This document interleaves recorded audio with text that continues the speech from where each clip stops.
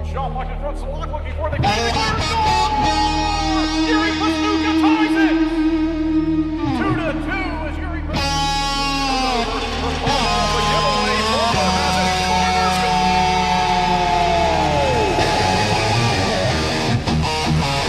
Alonson standing outside Erickson. He's pumping the crowd up. Listen to this. It's getting ready to go now. Bears, they have it back behind the net. On the attack here, inside the line, Latham. Four shot, hit wide, and the rebound. He couldn't get the far play. What a save made there. First on the board for the first time. Bermuda in front, he goes, away. Roman Kramer across. The shot in front, he scores! Roman Kramer wins the game in overtime. 4-3 the final.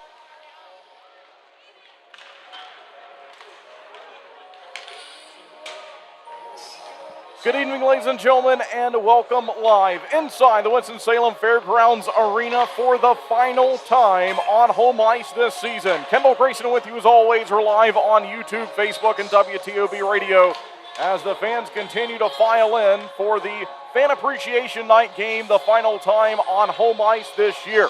28th home game of the season. Thunderbirds looking to win here against the Blue Ridge Bobcats. It's been a busy season series between these two cross-state rivals. The Thunderbirds and the Bobcats have a 12-game season series. Each team has won 5 times through the opening 10 games.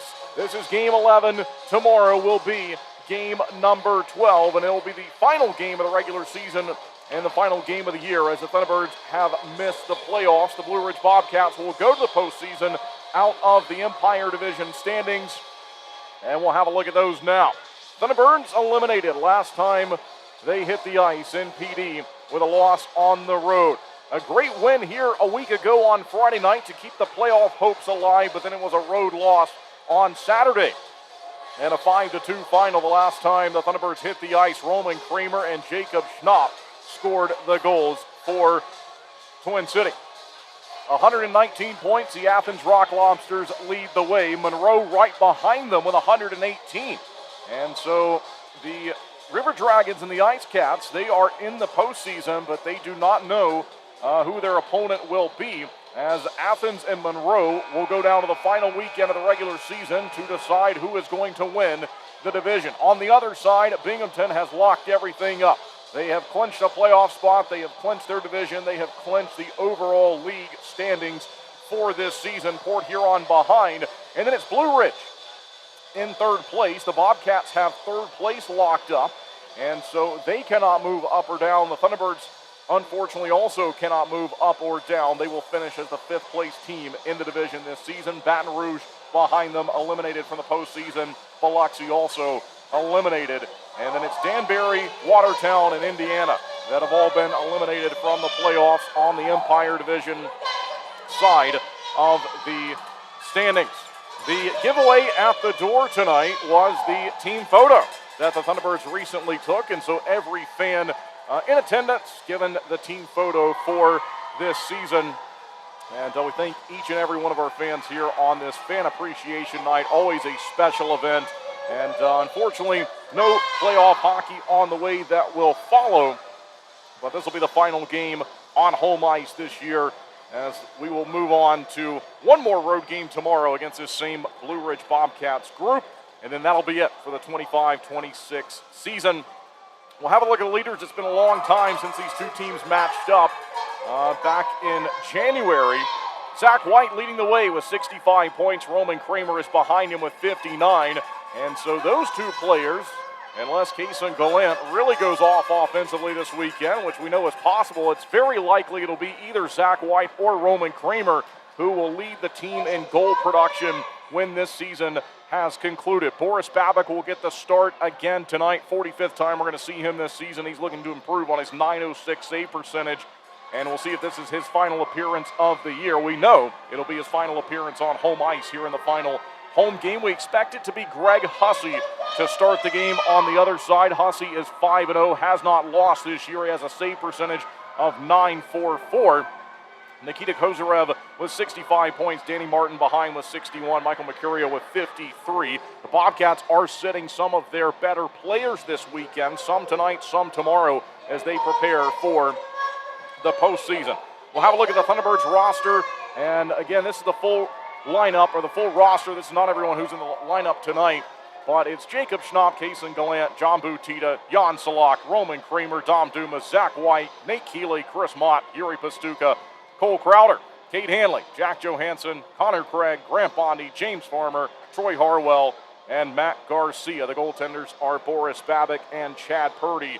And the stats there on the right column, so many of these players have played in a lot of games. We see John Butita over 300 games. Jan Salak closing in on 400 games in his FPHL career. Yuri Pastuka, of course, way up there with 464 tonight. And so a lot of players chasing some milestones and chasing high numbers for their career. So we'll track that here in the final weekend of the season. Also, I'll be tracking some season numbers. Jan Salak 1 away from scoring 20 on the year. Zach White is 3 away from 30. Who knows? He could hit that mark here on the weekend.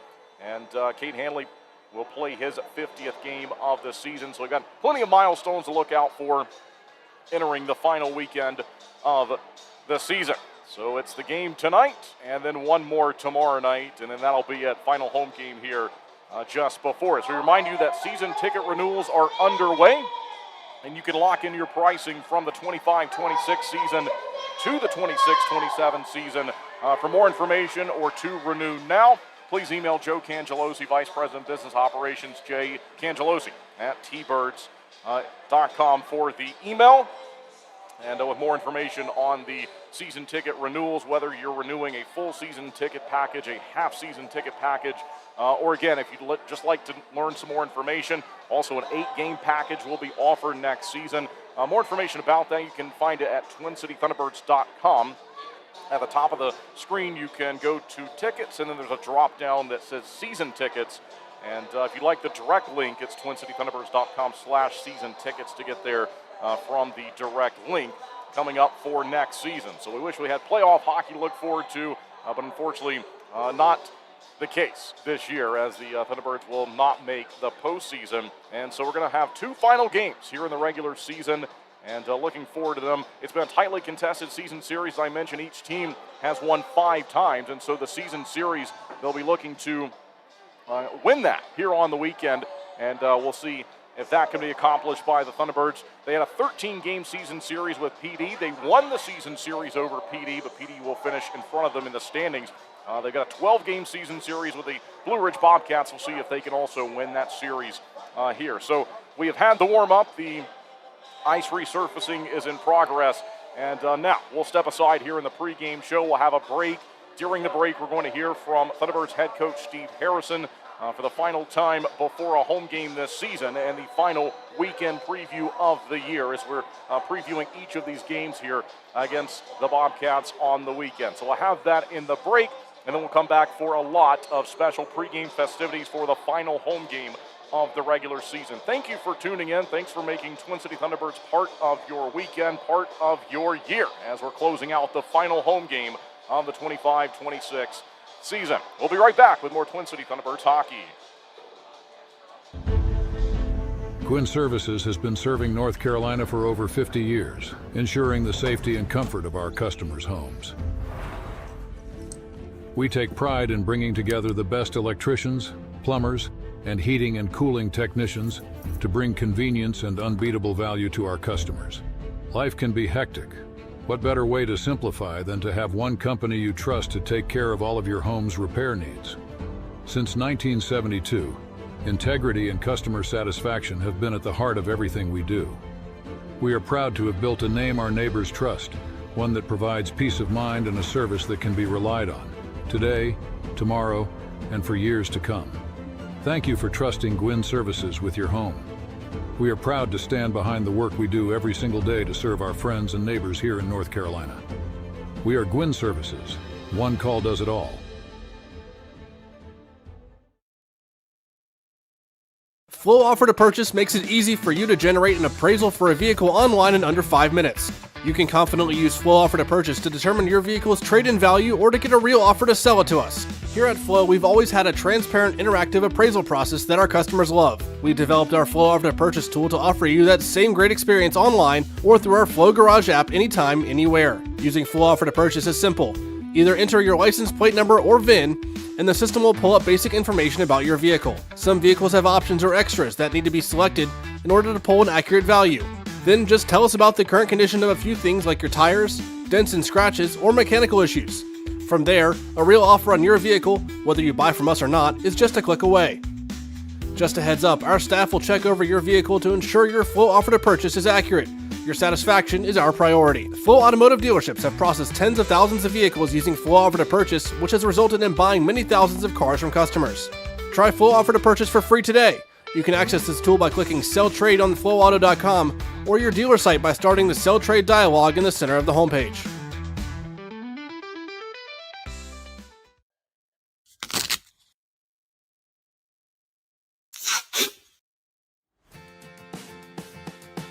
What are you doing, bub?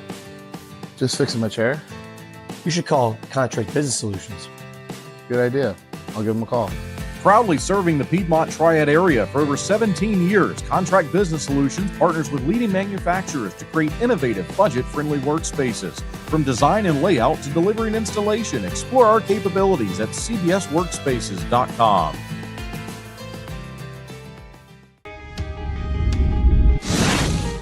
When it comes to performance, speed matters, just like on the ice. Introducing same-day dental crowns right here at Twin Oaks Dentistry. With cutting-edge technology, we craft crowns on-site, eliminating the need for temporary. As proud sponsors of the Thunderbirds, we understand the need for top-notch performance. We're more than just dental care. We're your partners in achieving your best smile.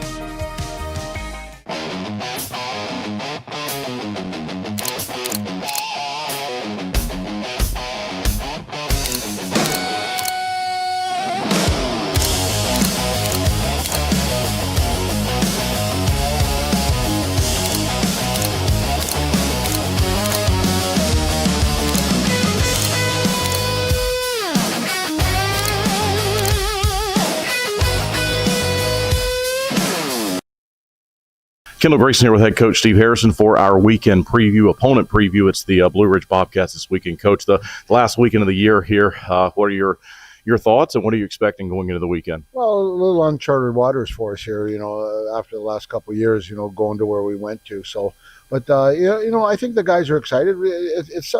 We got 2 games left, and we got to put our best foot forward and play the way we can play and go out and show a lot of pride. And that's what I expect. And we've talked about it a little bit this week here. Like the mood early on in the week was and understandable. Like, when that last nail for missing the playoffs goes in the coffin, there's an emotional stoppage. And so, but we've rebounded pretty good. I like practice yesterday, today.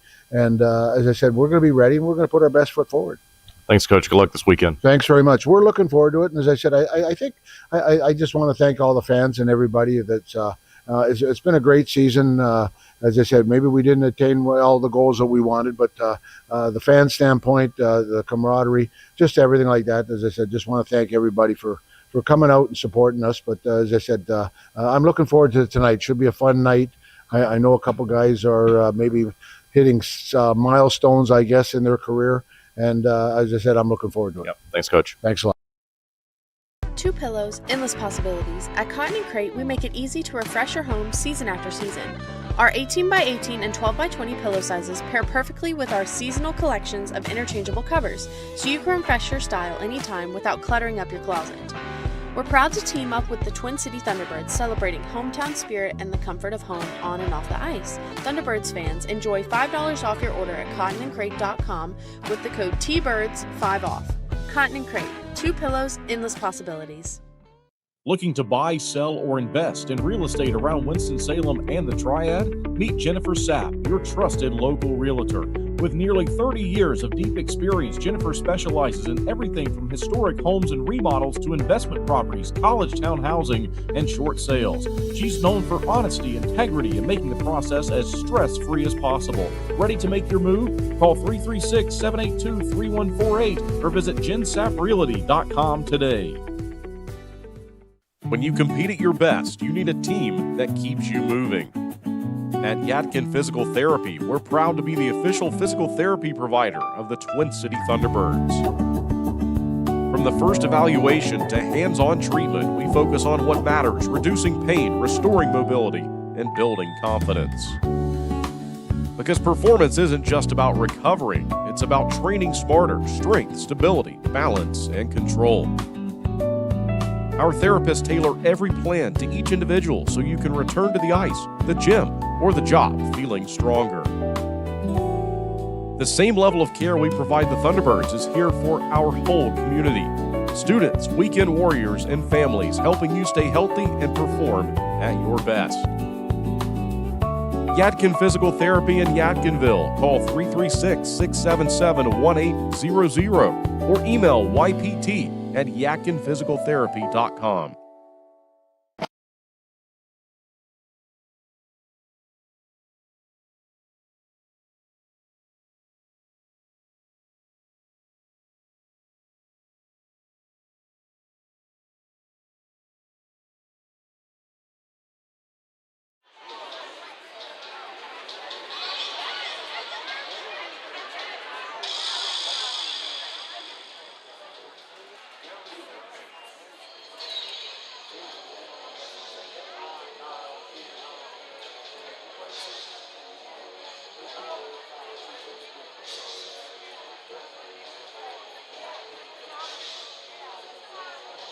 And welcome back live inside the Winston-Salem Fairgrounds Arena. Kendall Grayson with you as always for Twin City Thunderbirds hockey for the final time this year on home ice. It's Fan Appreciation Night and the final home game of the 25-26 season. Thunderbirds will be behind enemy lines on the road at Hitachi Energy Arena in Whitville, Virginia tomorrow night to face off against the same Blue Ridge Bobcats team. And we'll see which team has the advantage in the season series. It's been a busy season series with each team winning 5 games. And so we have a look at the recent game, which was a 4-3 overtime winner here on January the 24th. Seems like it was 6 months ago, but back in January, the last time that these two rivals faced off, and it was a thrilling finish. We'll see games 11 and 12 of this 12-game series here on the weekend. A busy night around the FPHL. The games tonight, Indiana on the road against Topeka, Baton Rouge playing host to Biloxi. Port Huron has a home game against Watertown. Monroe will be hosting Athens in that gigantic battle this weekend for supremacy at the top of the Continental Division standings. Athens leading Monroe barely in the standings, but that battle is going to come down to the final week of the regular season. Binghamton has locked up the number 1 overall seed. They will face Danbury on the road tonight. Danbury has missed the postseason. And then Columbus will play host to the PD Ice Cats. So that's what it looks like from around the league. We remind you that our friends at Bowman Gray, they're going to open up next Saturday night, April the 18th. Get your tickets at bowmangrayracing.com. More information can also be found there. The Flock Shop still has NASCAR-themed merchandise from the NASCAR night earlier this year. And we remind you to stop by the one-stop Flock Shop during home games and also during the week as you can gear up with the latest Thunderbirds merchandise. We are nearly ready as we are about to join the pregame festivities here. And I mentioned they're going to have a little bit of a special entrance and special puck drop also for this final game of the year on home ice. The last time that the Thunderbirds will play at home, again, not qualified for the postseason this year, which is a bit unusual, as we heard from head coach Steve Harrison there in the break for the weekend and opponent preview. And as he told me today, we recorded that interview earlier today, and he told me that there's still a lot to play for. You still want to go out and perform well, win these 2 games, if at all possible, on the weekend. And leave the season on a high note. He mentioned some personal milestones that players are chasing, and it's the end of the season almost. Final home game. We'll have one more game tomorrow, but some of the players here, they're going to be playing their last home game. No doubt about it. Sometimes you'll have players that announce their retirement, and then once the season gets going back in the fall, they change their mind and they come back and play. John Butita fell into that category this past season, and so we'll see which players are playing their final home games here, but there will probably be a handful that are going to play their final game here on this ice tonight. And so lots to still look forward to, and certainly, although these games do not mean anything in the standings, they are going to mean a lot personally to these players who are involved, the coaches that are involved. So we're looking forward to that. And Coach Harrison being welcomed by the fans as he heads to the bench.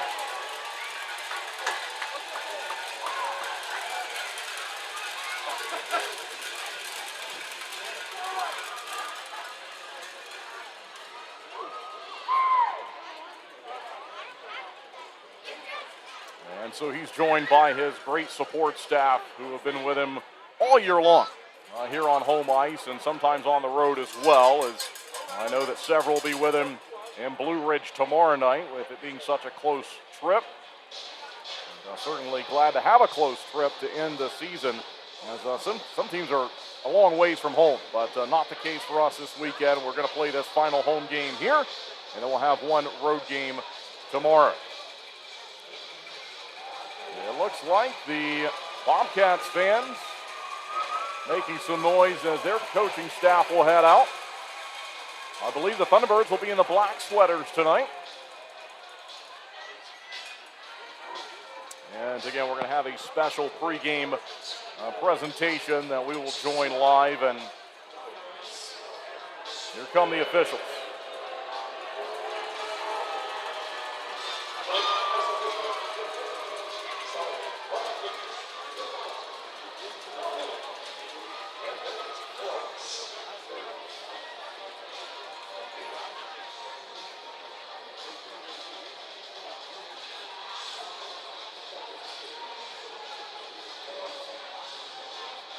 All right, so they turn the lights down for the final time on home ice this year. And soon, it'll be time for the Thunderbirds to hit the ice.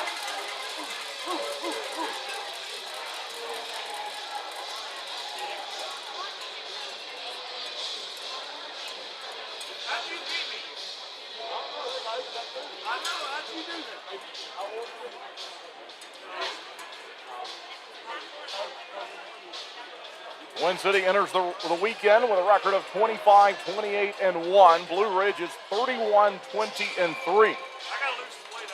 And they carry a long winning streak into the weekend. And here they come. So the Bobcats will hit the ice first. As you can hear from their fan base who have made the short trip, they're looking to win 10 games in a row. They've won 9 of their last 10, and they're 5-5 against the Thunderbirds this season.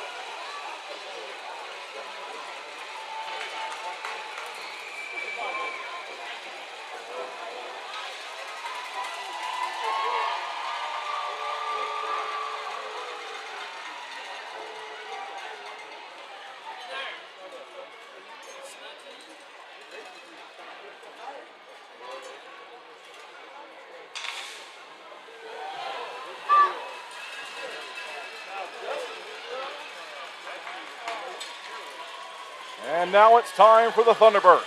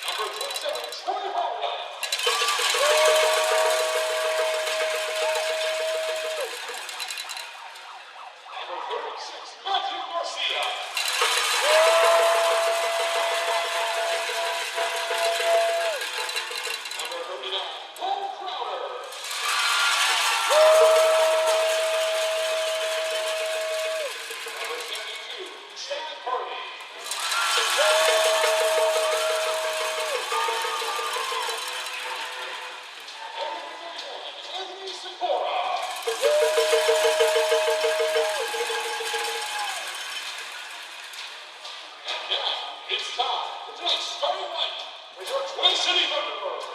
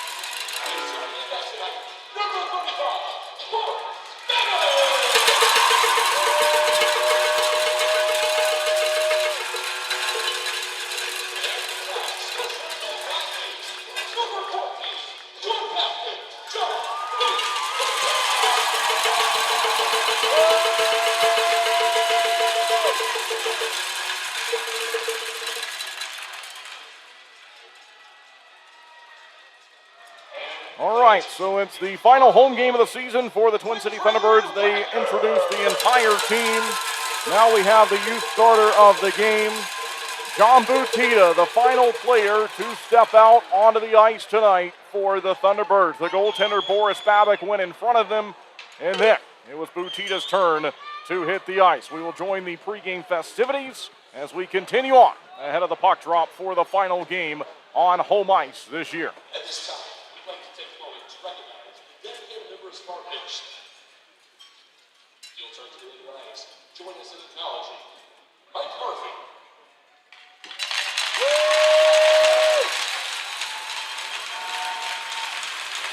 Captain David Cole. Josh Rutherford. Nick Joe. And the Broadcats for their professionalism, commitment to this team, and service to our organization. We thank you all for your outstanding contributions.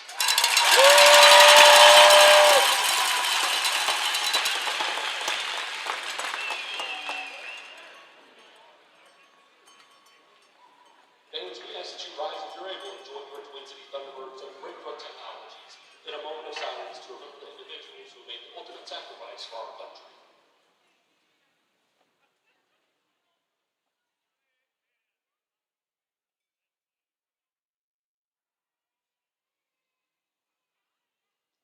Thank you. Great Brook Technologies offers a comprehensive suite of industrial automation, integration, and motor control services. Visit Great Brook Technologies at greatbrook.com. Tonight's Veteran Spotlight is sponsored by Aaron and Carrie Larson with the Sign Shop in Trout, helping your business and event succeed with premium signage and apparel needs. Thunderbird fans, please help us recognize tonight's Sign Shop Special Service member, George Gertis.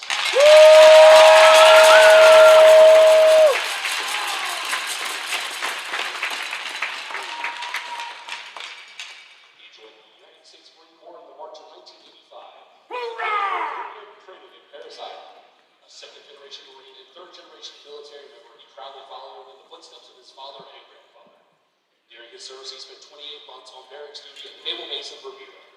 He served on the color guard and completed a 6-month Mediterranean deployment aboard the USS Ponce, traveling to Spain, Italy, France, Africa, and Israel. He separated from the Marine Corps in 1989, calling those 4 years some of the best of his life. Today, he continues his commitment to service as a member of the American Legion Post 55, the Marine Corps Detachment 1075, and the 48th here in Winston-Salem. He also served as the Toys for Tot coordinator from 2015 to 2019, supporting families across our communities. Thunderbirds, please thank George Jervis for his dedication.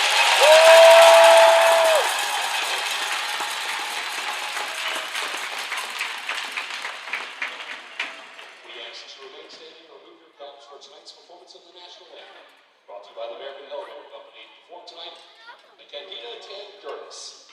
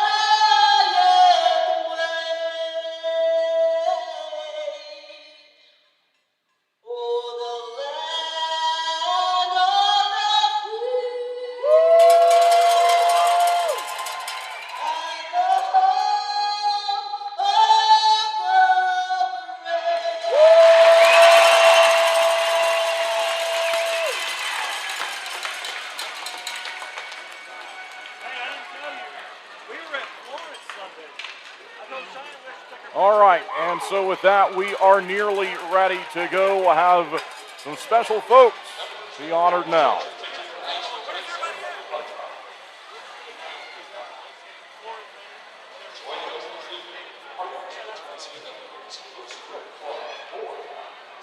And so this is the board for the Booster Club.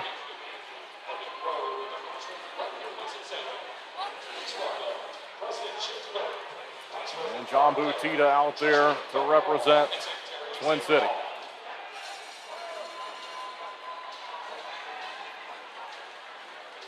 Danny Martin out there as well, familiar face. And so we've got a lot of special things going on here for this final home game of the season. And so puck drop delayed just a few moments, but that's certainly all right.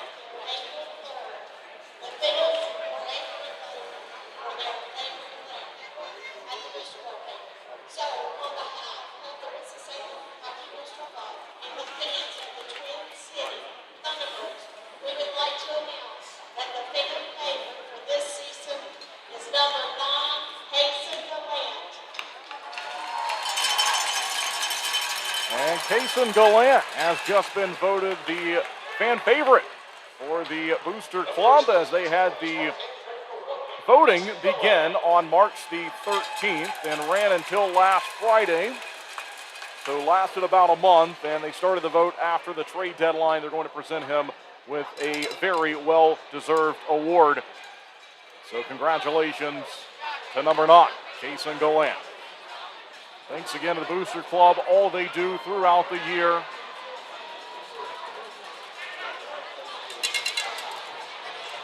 As we will be ready to go here for the final time on home ice this season.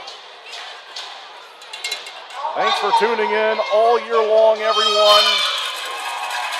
We've got a couple of rivalry games to end the year. Blue Ridge, the opponent each night. And the Thunderbirds will look to send the fans home happy, smiling one last time here this year. Twin City in the black sweaters, they move right to left.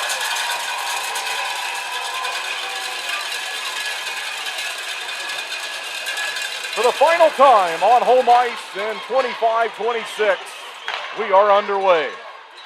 Moved up the rink quickly here, early on in the Pine Tree Tavern, first period. Thunderbirds looking for it, but it's the Bobcats to find it first.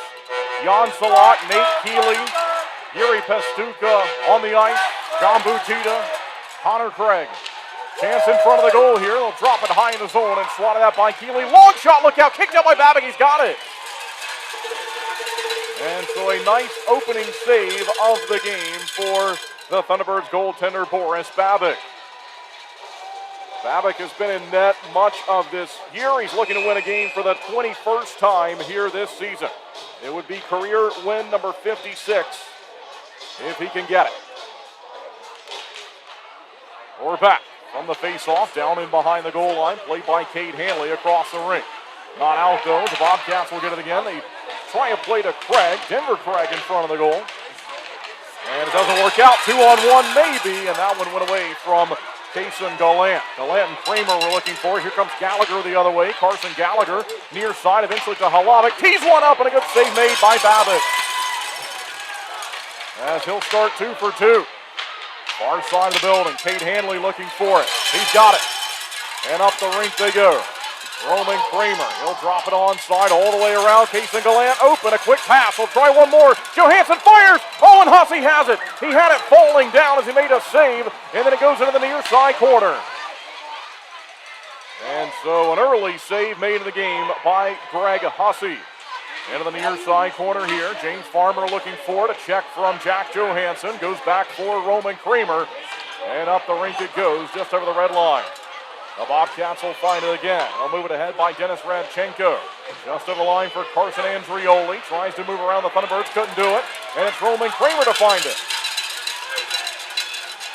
Kramer able to score a big overtime goal against the Bobcats earlier this year. This one will stay out to center though. As it's dropped onside by Blue Ridge.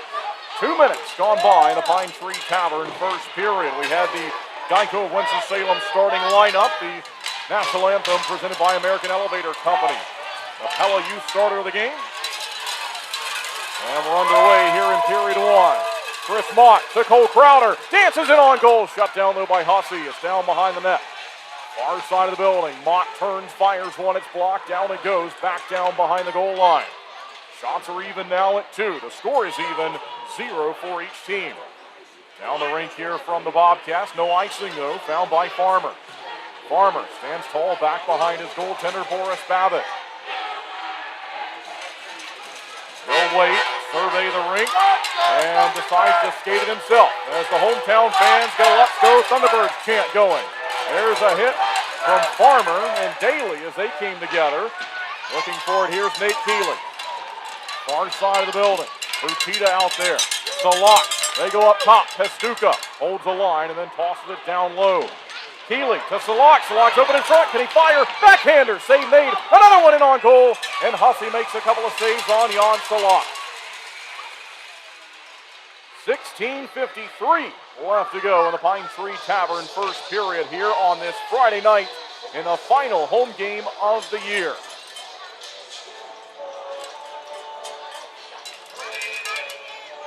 So that gives us a chance to catch our breath. Face-offs to the left circle here for Keeley. And away we go. Found by Danny Martin. He'll charge over the red line at center. Holding on to it. Slides it into the possession of Boris Babick, who shoves it away with ease. It falls down in the corner. Eventually goes around the boards as they'll put shot number 3 on the board for the Bobcats. And down the rink, back in behind the net. Out towards center, look out. Carson Gallagher has it, wants to fire, couldn't do it as Connor Craig got back on him. And they battle for it. Found here by John Butita. Out to Zach White. Couple of head fakes. Goes down, penalty call. And the Thunderbirds will go to the power play for the first time tonight.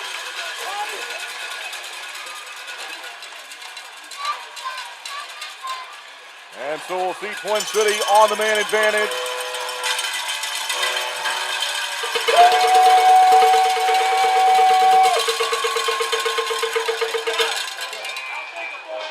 Christian Holbig will take a seat in the box.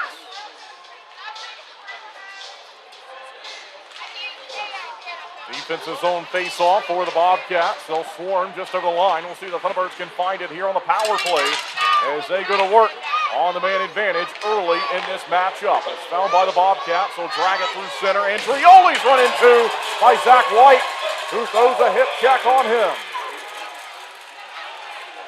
Connor Craig working on the power play. Thunderbirds have scored 45 times on the power play this season. They'll step onside, but quickly it goes back the other way as Blue Ridge was ready for it.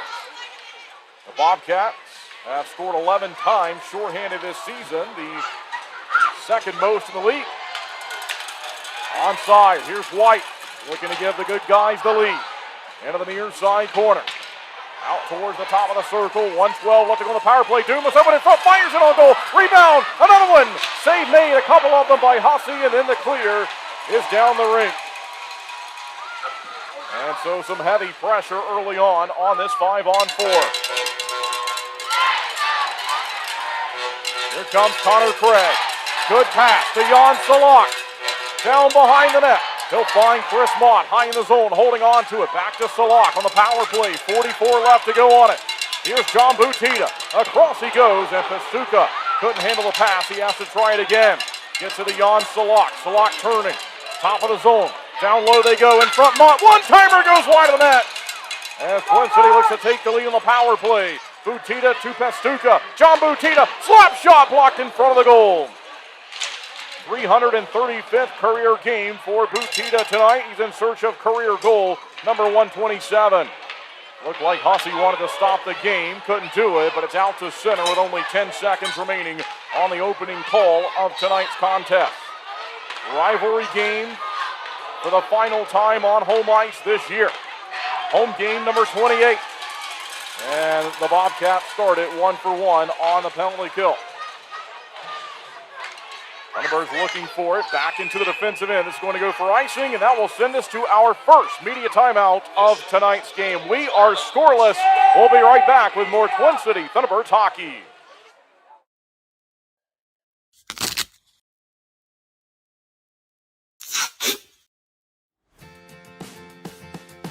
What are you doing, bub? Just fixing my chair. You should call Contract Business Solutions. Good idea. I'll give them a call. Proudly serving the Piedmont Triad area for over 17 years, Contract Business Solutions partners with leading manufacturers to create innovative, budget-friendly workspaces. From design and layout to delivery and installation, explore our capabilities at cbsworkspaces.com. Two pillows, endless possibilities. At Cotton & Crate, we make it easy to refresh your home season after season. Our 18x18 and 12x20 pillow sizes pair perfectly with our seasonal collections of interchangeable covers, so you can refresh your style anytime without cluttering up your closet. We're proud to team up with the Twin City Thunderbirds, celebrating hometown spirit and the comfort of home on and off the ice. Thunderbirds fans, enjoy $5 off your order at cottonandcrate.com with the code TBIRDS5OFF. Cotton & Crate, two pillows, endless possibilities.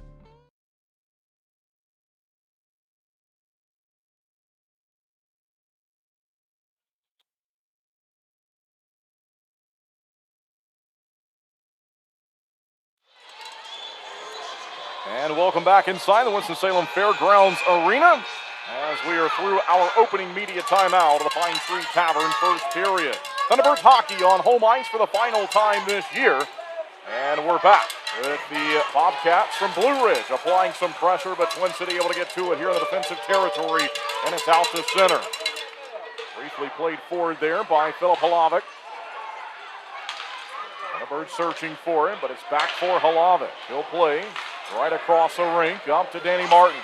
Steps over the line with it. As this one is high in the air, then found by Jack Johansson. Twin City out shooting Blue Ridge, 7-4.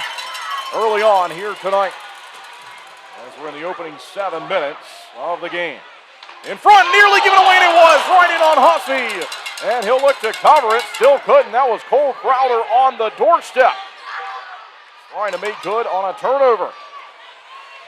Matt Garcia will fire a pass to James Farmer. Back the other way it goes, found by Garcia, and then back to Farmer. They'll put a two-man pressure on him in the near side corner, but it's moved out by Kramer, then White, then Gallant. Here's Gallant, fires it wide of the goal. Garcia up top, Kramer in on goal. Big rebound given up by Hussey, but he made the save on Roman Kramer. Kramer in search of goal number 27 on the year.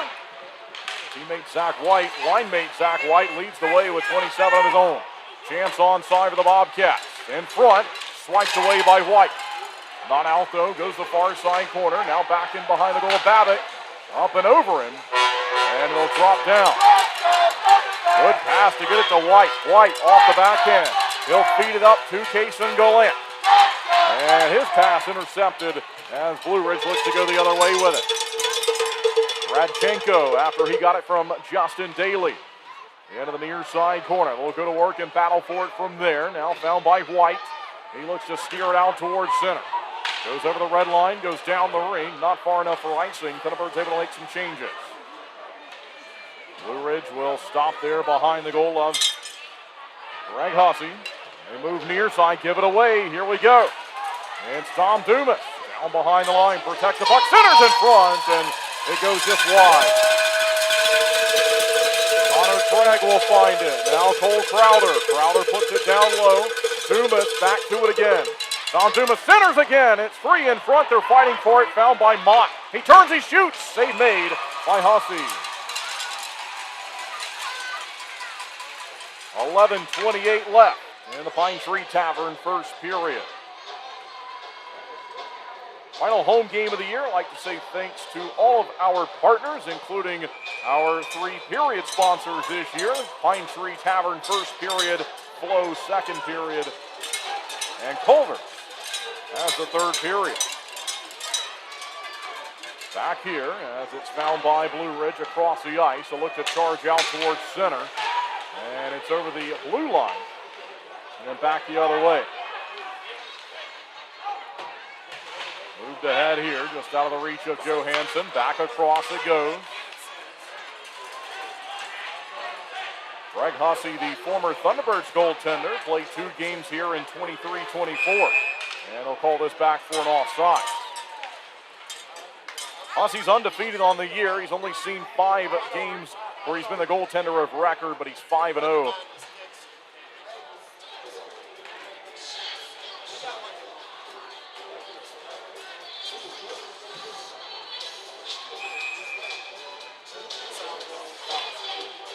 Face-off will be taken by Nate Keeley outside of Twin City's defensive territory. Goes down the rink. We are scoreless here in the opening frame. Final home game of the year. Jan Salak out towards center, found by the captain, John Butita. Over the blue line, back out to center he goes. And found by Kate Hanley. He'll look to feed a pass near side. He will. Goes to Salak and then taken away by Andrioli and then back for Johansson. Johansson was run into. His progress was stopped just over the blue line, but then it was pounded on side. And they'll try to find it. But it's back to the neutral zone. Kate Hanley, he'll get over there.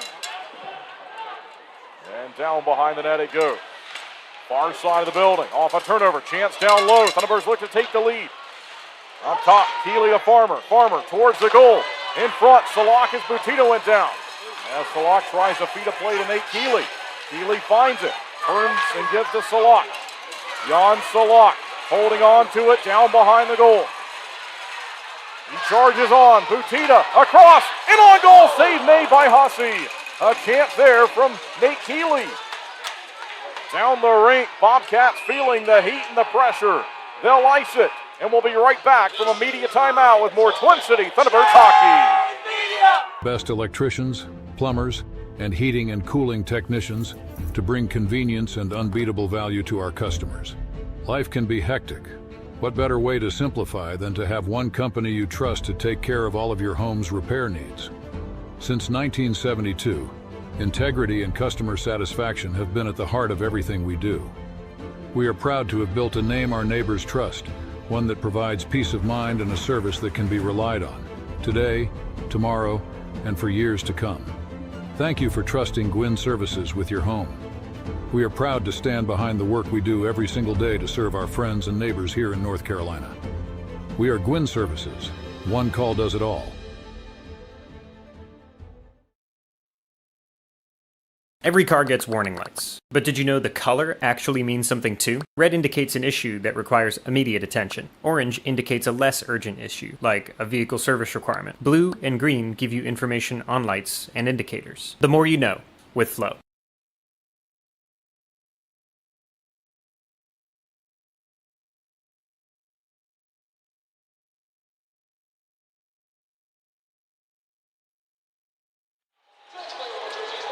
And welcome back from the second media timeout. We'll have one more here in the Pine Tree Tavern first period. Thunderbirds hockey on home ice for the final time this year to cap off the 25-26 portion of the schedule here at the fairgrounds.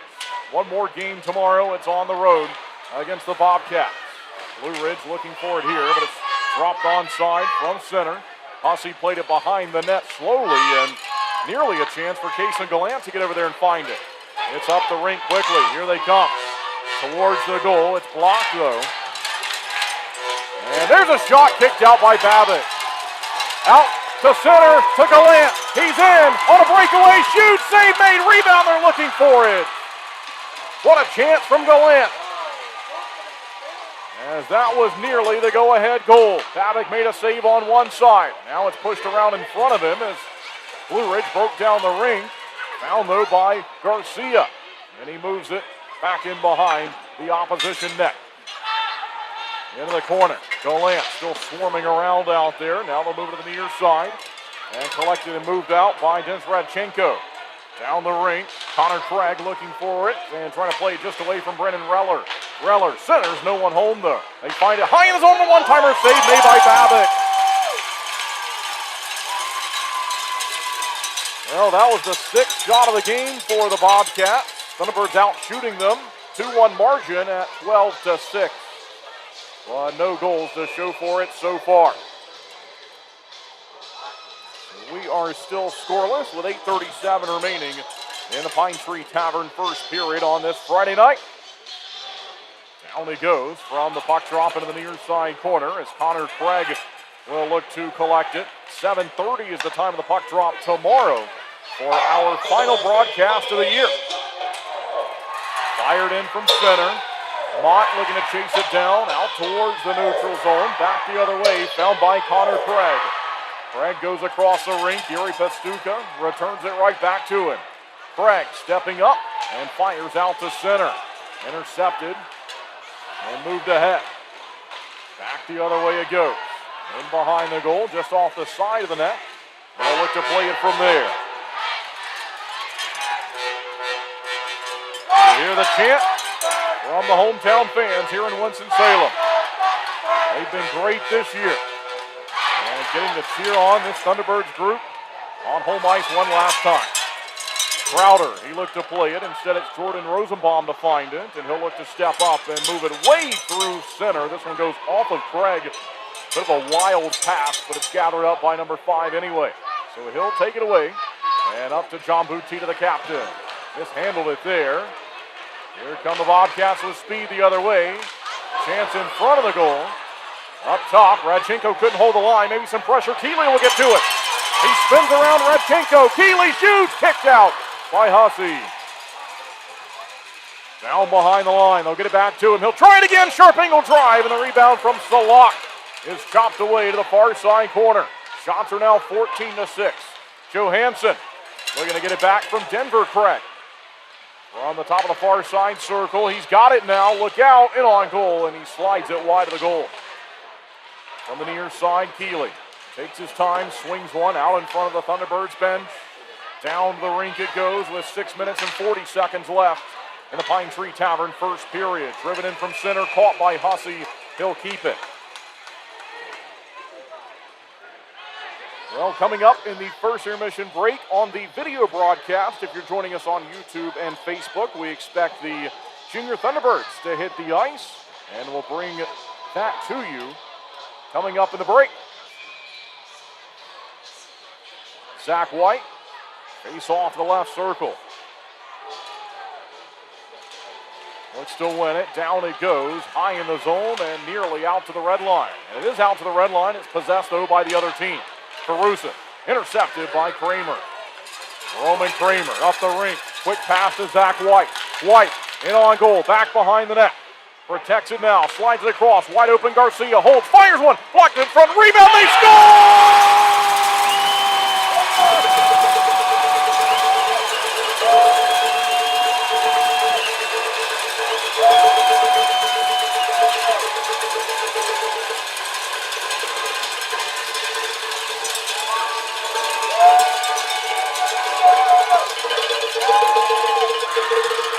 Roman Kramer has scored for the 27th time this season. Zach White gives him a nice head nod there as he has just tied his line mate White. Those two players each have 27 on the year. Thunderbirds strike first, and it's 1-0 here in the final home game. Bobcats have it again. Long shot. This one goes well wide of the goal. Another try, up and out, off a deflection. This is going to clear everything and drops back down as they announce the goal to Roman Kramer.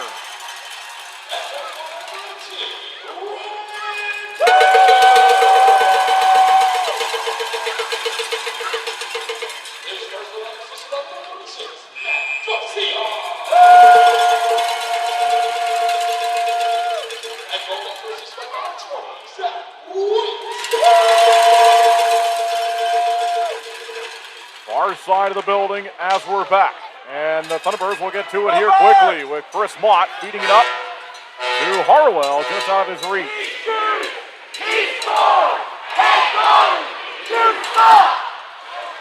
Roman Kramer from Matt Garcia and Zach White, even strength scoring play at 13:46 of the Pine Tree Tavern first period. Twin City looking for it out to center, just out of the reach of Dom Dumas. Back for the visitors, and in on goal here, scooped up by Boris Babbitt. And so Danny Martin chipped it towards the front of the goal that time. Babbitt throws a glove on it, scoops it up. And now he skates around, keeps the legs warm here, as his teammates set up in front of him for a 5-on-5 face-off. There's only been one penalty called so far tonight, as Hallbig went off at 3:47 for a tripping minor. Thunderbirds have a player go down there off the face-off. Getting up, though, is Hanley, and he moved it right to Jan Salak.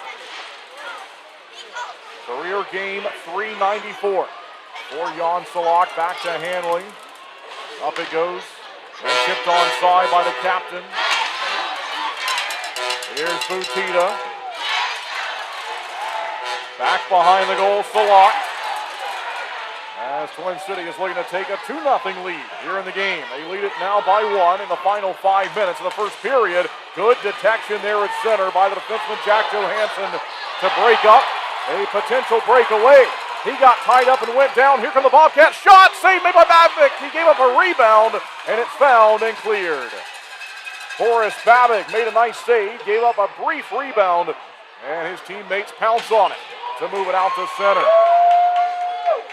Johansson putting together a good game so far. Moves it up to Salak. Up to White. He's onside. Now it's Kason Gallant. Here's Gallant. Had it swiped away. Salak down behind the line. Gallant comes crashing in, looking to steal it right back, and the Bobcats have found it. They'll move it over the blue line, looking to get around Farmer. A quick drive that he blocked. And then he took it away. James Farmer in the corner, but Blue Ridge looking to steal it once more. In front it goes, and back behind the net, Daly and Farmer locked up in a one-on-one. Daly's with it for now, and he gave it away to a teammate as now Farmer's looking to work it free. Behind the goal, found by Zach White. Up to Roman Kramer. He'll hold it for now, gives the pass. Back to center as it's stolen away. Kramer lays a hit on Reller. 2-on-1 maybe. It'll be a 2-on-2. Zach White in front he goes. They fire. It's behind Hussey. Falls down as Kason Gallant was in on him again. And Hussey makes a save to keep it a one-goal game. Thunderbirds lead. Media timeout. We'll be right back with more Twin City Thunderbirds hockey. Being your best is hard. You gotta take care of yourself. You got your husband. Let's put in a pool. For the kids. For the kids. Forget the car. How about a motorcycle? And if you own a business? We need servers from, like, this century. Yeah. At a Legacy Federal Credit Union, we're committed to helping you be your best you. Whether it's with an unbeatable car loan rate, home equity line of credit, or small business help. Who's the best? Visit alegacy.org for our best rates. Maple Chase Golf and Country Club offers the best in recreational amenities in the Triad. Come enjoy a meal at the Pine Brook Bar and Grill, relax by our pool and cabana, and gear up at the Pro Shop while sharpening your skills on our 9,000 square foot putting green and play around on our 18-hole Ellis Maples Design Championship Golf Course. You can find out more at maplechasecc.com. That's maplechasecc.com.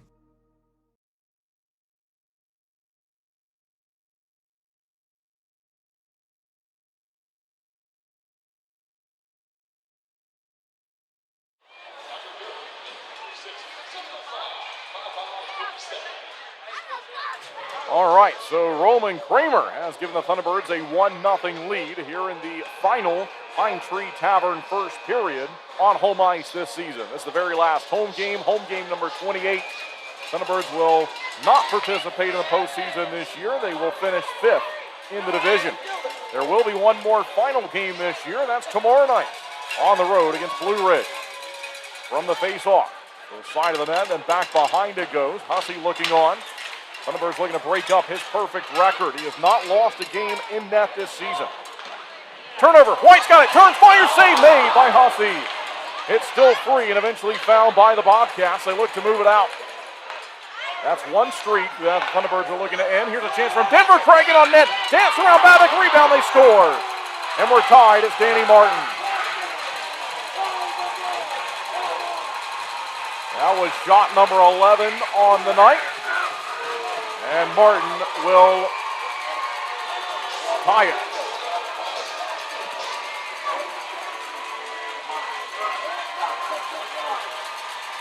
It's his 27th goal this season. As Kramer nets his 27th, Martin will answer. Well, a rush up the ice that time. Thunderbirds thought they had something brewing off a turnover that Zach White nearly was able to convert on. As I mentioned, the perfect record for the goaltender Hussey. This Bobcats group looking to enter the postseason red hot. They have won 9 straight games, trying to make it 10 here this evening. Here they come again. This time the Thunderbirds will find it. Cade Hanley held up, but able to push it out towards center. Tie game at 1 as we play on here from the fairgrounds. Radchenko, they'll look to chuck it onside, he does. Danny Martin from Carson Gallagher and Denver Craig at 17:05 of the Pine Tree Tavern first period. That's the game-tying goal. Onside a chance again here for Blue Ridge. Good pressure though. Looking to take it away was Jack Johansson. Down behind the line in center, and that one got pushed wide as they just missed. And that was from Padrezov. Goes wide of the goal. Back down and found here by Blue Ridge. Stolen away by Mott. And nearly put it out to center. Carson Andrioli got to it. And Hanley, he'll check over the shoulder and then pushes it back behind the net slowly to move it away from the attacker. Down the rink. This is going to go for icing. You can hear the call there from the linesman. And so that stops the game with 92 seconds left here in the Pine Tree Tavern first period.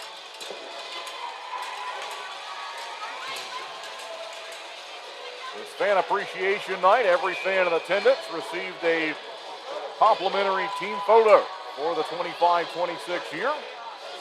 That was just taken last week.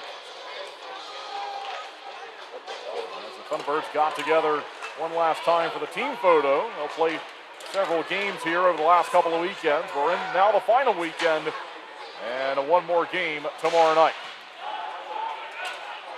Far side of the building, Garcia looking for it. Twin City was eliminated from playoff consideration last time on the ice in a road loss to PD, and on goal, good save made here by Babbitt as we approach the final minute of the final first period on home ice this year.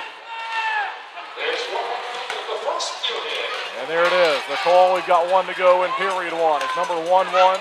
Farmer plays to Garcia, then Butita, and just out of the reach of Keeley. That one went skipping away from Nate Keeley. Back the other way.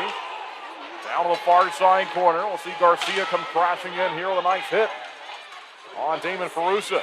They throw it out in front of the goal. Look out, in on net. Save made by Babick. It goes pinballing around off a giveaway. That was shot 13 of the evening. We're tied at 1. Thunderbirds have 18 shots on goal.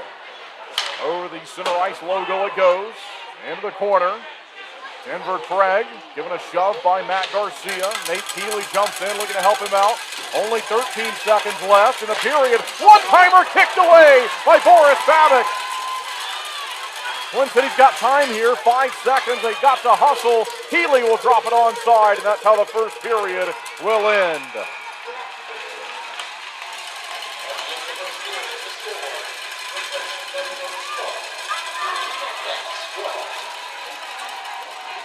Thunderbirds outshoot the Bobcats 18-14 in the Pine Tree Tavern first period.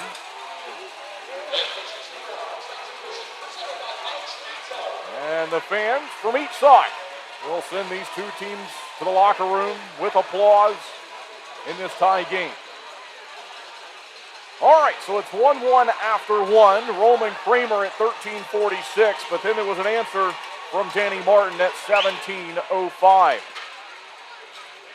And so it is 1-1 here after the Pine Tree Tavern first period has concluded. We will have the Flow second period for you on the way. For our radio listeners, we will head into our first intermission break. And for our video broadcast, we will have a special presentation. And then also, we'll see the Junior Thunderbirds. Stay with us here during the break. It's 1-1 after 1.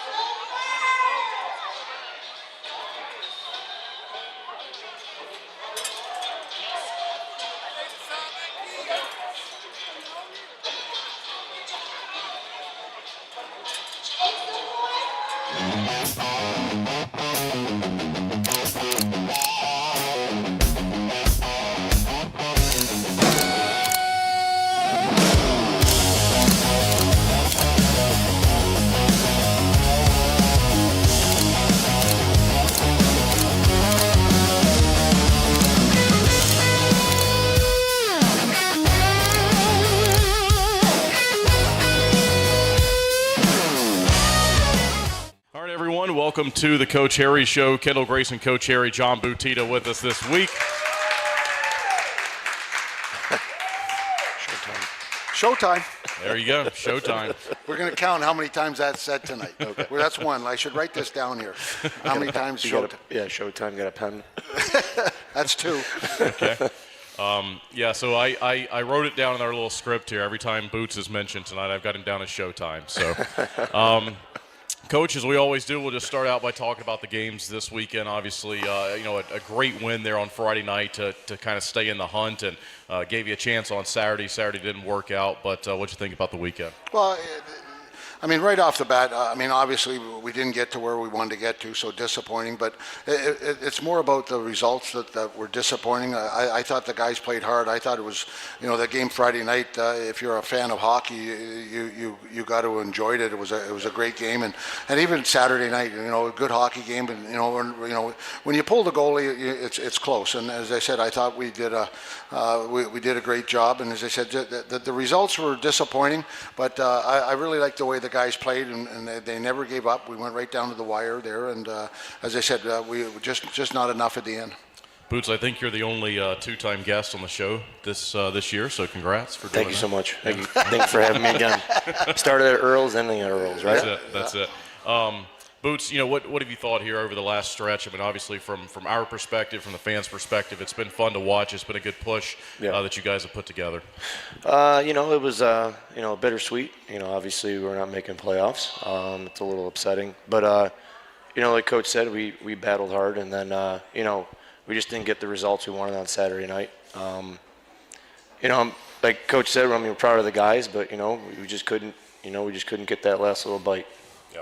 We'll talk about the upcoming series against the Bobcats, but you got one more home game here coming up, and I know it'll be a special moment for all of us. Just going through this year, it's been a long year, and that'll be fun to go out and try to get another win on Friday. Well, you got pride. You got to finish whatever you start. You got to finish, and it's probably not the way we wanted to finish, but we're still going to have to go out there and play our game and do what we have to do, and fans are going to come, and hopefully it's a big crowd down Friday night, and we're going to have to play well both nights, and it's one of those situations where I told the boys today, no one likes what our situation is this week. And unfortunately, I've only been in this situation a few times in my career, but it happens. And the one thing that you can't do is sit back and this or that.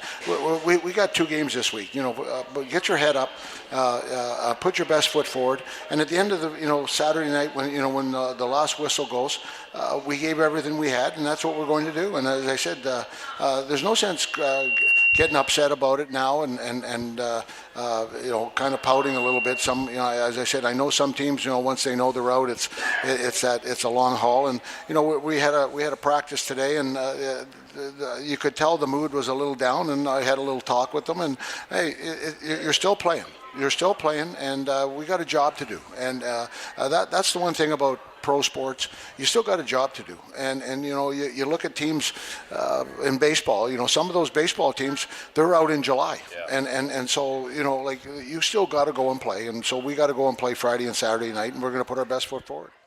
Coach, we're going to talk about now the win on Friday, and you had mentioned effort. The team played really hard and got the result that you needed there on Friday night in front of the crowd.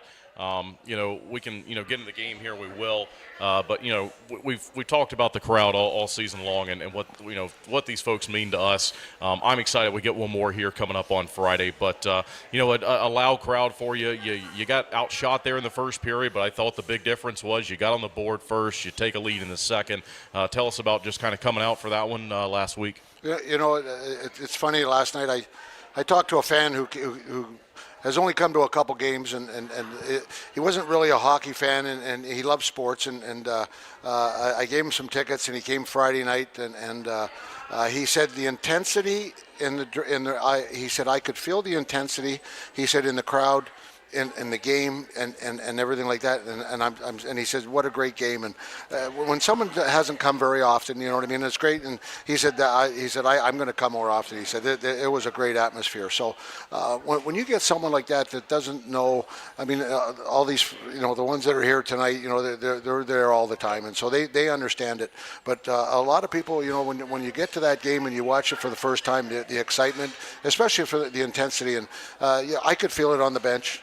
I don't know if the word anxiety is the word if you want to use it, but you could feel the tension in there, and both teams knew it was a big game. And as I said, we started off well, we scored the goal, and I thought that kind of kicked us off to get in the game there. They jumped out on us a little bit.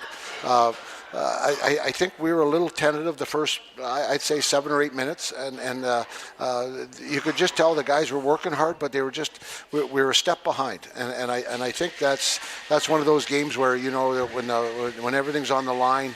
Maybe you come out a little tight and more tight than you really want to, you know what I mean, even though you're ready. And as I said, once we had a timeout there, I think about 5 minutes into the game there, and I said, hey guys, we're fine.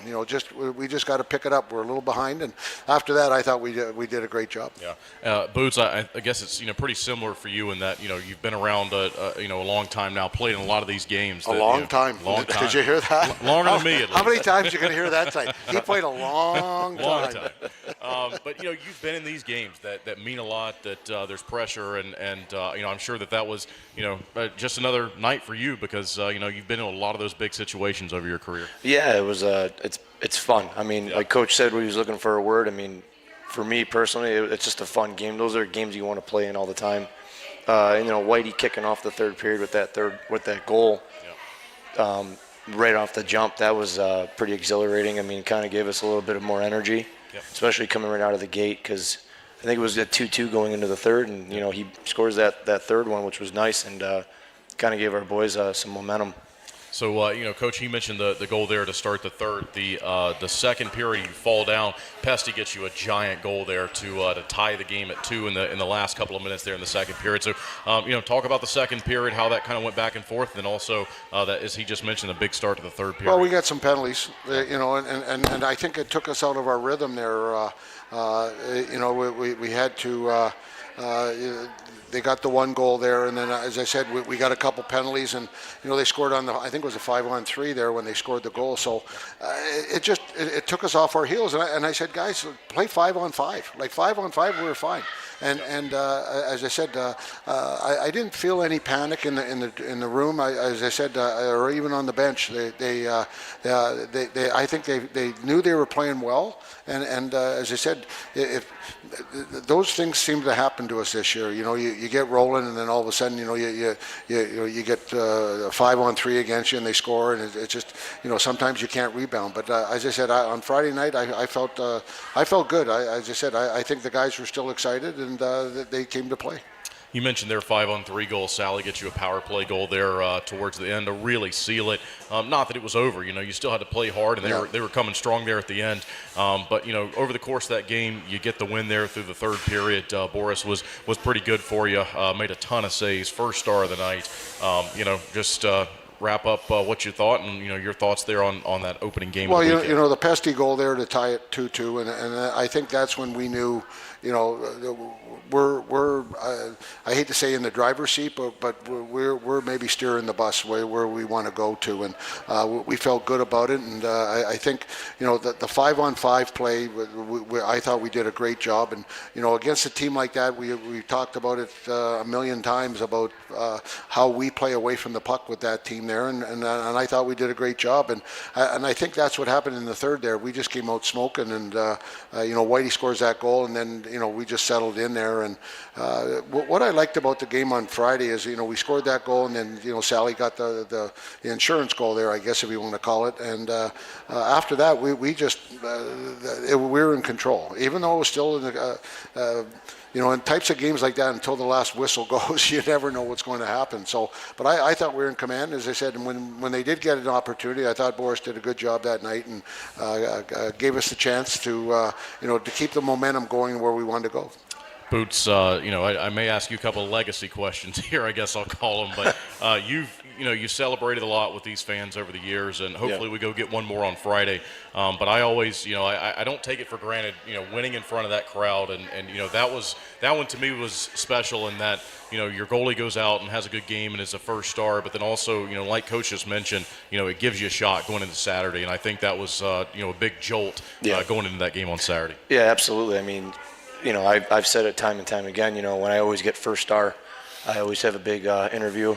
I always say best fans in the league for sure. I've been down here for 6 years now, and and playing in front of that crowd, it's nothing. There's nothing like it. So, no, they Boris definitely gave us that little jump going into Saturday, and unfortunately we couldn't come out with a win. But again, playing in front of this crowd is awesome.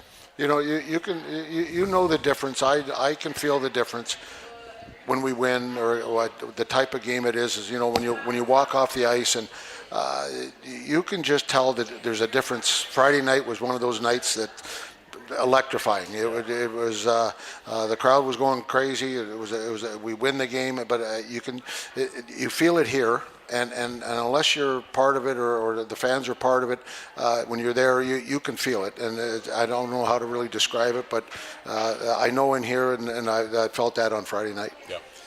We'll talk about the Saturday game coming up next. Before we do anything else about Friday's game. Yeah, a great way to kick the weekend off. All we kept saying for the last month was, keep giving ourselves a chance, and as I said, I think last week here on the coaches show, someone talked to me and they go, "Oh, you guys are still in the hunt," and I was like, "Yeah, we're in the hunt." You know what I mean? And like a month ago or a month and a half ago, it looked bleak a little bit, and I give these guys a lot of credit. The 20 guys in the room said we're not quitting until it's over, and and as I said, unfortunately Saturday happened, but again, for going into Friday night, I asked the guys to respond, and I thought they did a heck of a job.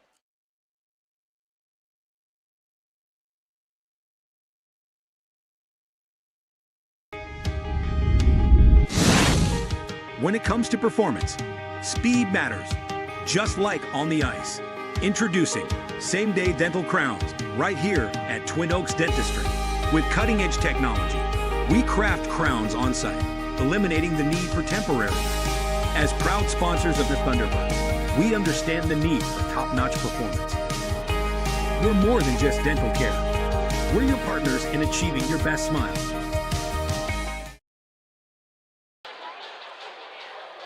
All right, and welcome back live here inside the Winston-Salem Fairgrounds Arena. Kendall Grayson with you as always, and thank you, everyone, as always, for tuning in. This is the final home game of the season, and we're tied 1-1. Roman Kramer getting the Thunderbirds on the board at 13:46 of the Pine Tree Tavern first period, and Danny Martin tied the game for Blue Ridge. Each of those goals scored in the last 7 minutes of the period to send us to this 1-1 tie. Two teams are back. Thunderbirds will move left to right in the black sweaters in the upcoming Flow second period. Athens and Monroe were tied 1-1. No score between Biloxi and Baton Rouge. Topeka's leading Indiana by a goal at 1-0. Petey and Columbus are tied 2-2. Binghamton has a 2-goal lead on the road against Danbury. That game is 2-0. And Port Huron has a 2-goal lead on home ice over Watertown with a score of 4-2 in the second period. Shots on goal in the Pine Tree Tavern first period. Thunderbirds had 18 of them, and 14 put on the board by the Bobcats. So 1-1.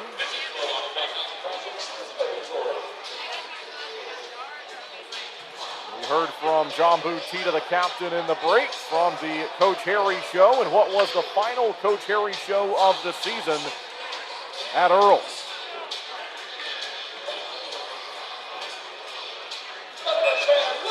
All right, here we go. Period number 2. And it's underway as the Thunderbirds win the face-off immediately back into the defensive territory.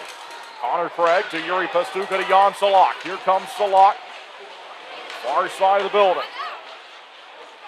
394th game in his career tonight. He has 164 goals, 264 assists. Chance on side from Damon Ferrusa, taken away by Yuri Pastuka. This is career game 464 for Pastuka. 157 goals, 216 assists. And behind the net, Bobcats look to move out from there. Right now holding on to it with 19:19 left to go in the Flow second period. Tie game at 1. These two teams back in action tomorrow night. Here's Zach White loading up, shooting! Save made on him by Greg Hussey. And so the series will flip tomorrow night to Hitachi Energy Arena, 7:30, the time of the advertised start time, and that'll mean a pregame show for 7:15. And we'll be on the air at 7:15 tomorrow night in the final game of the year.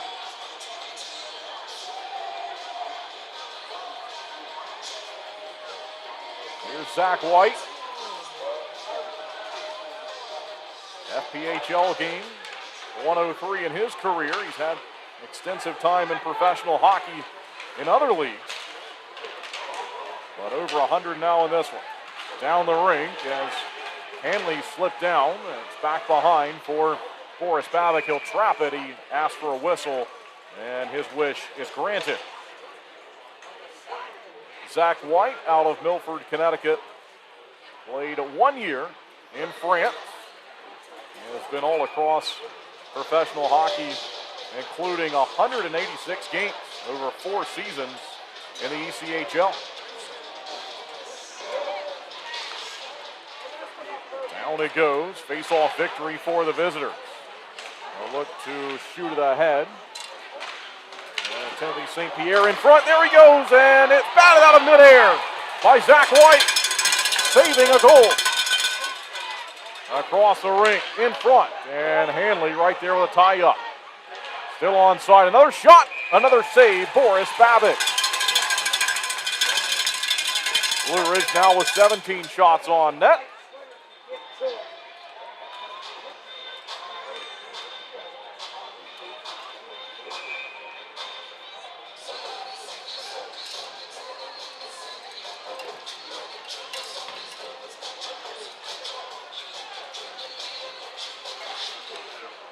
From the face-off. And down the side of the circle. Controlled here by the Bobcats in the attacking territory. Into the corner. Back behind the net. Nearly taken aside by Matt Garcia. In front, look out, could be a chance, and a great save made by Boris Babic. Nicely done. Here come the Thunderbirds the other way. They had it with Cole Crowder. And down the rink, the other way goes. Quick shot up and off the glass. That one was over the shoulder and the head of Boris Babic. Out to center, back and forth. And played here by Babic. In front, chance, save made again by Babic, and he'll cover it up. Well, a flurry of activity, and the Bobcats now out shooting the Thunderbirds 20-19. Still tied at 1 with 17:35 left to go in our Flow second period.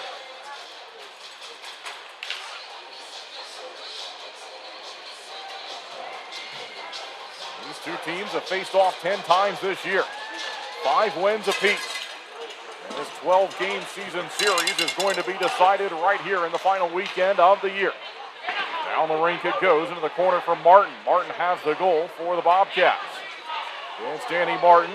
Gave the pass in front and stolen away there by Jan Salak. As he took it away from Christian Hallbig. Here comes Nate Keeley. Keeley's onside. Back in behind the goal line. He's in the near side corner. And had it stripped away. Out towards center it goes. Filip Palavic steals it away. And the Bobcats onside.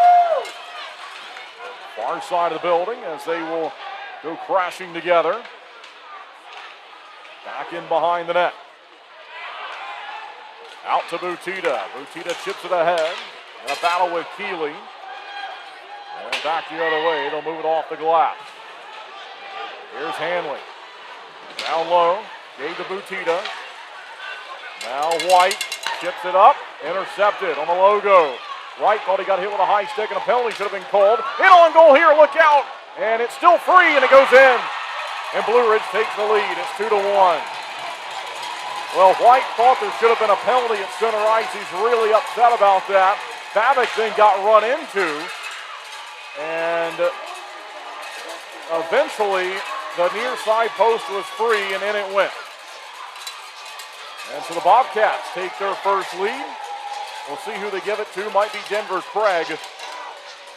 Blue Ridge looking to continue this red-hot ending of the regular season. They've won 9 in a row, and they take the lead here. 16:27 left in the Flow second period. Face off to the neutral zone following the second goal of the night for the Bobcats.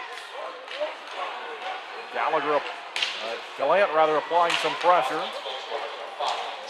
Out to center. Dropped onside, delayed offside here. Bobcats have to retreat. It's Dennis Radchenko at 3:33. That's who they'll score it to. Johansson up the wing, now looking to tie the game. Jansen's in front, had it swiped away. Roman Kramer, he'll try to find it. Payson Gallant threw it wide of the goal. Now it's Johansson.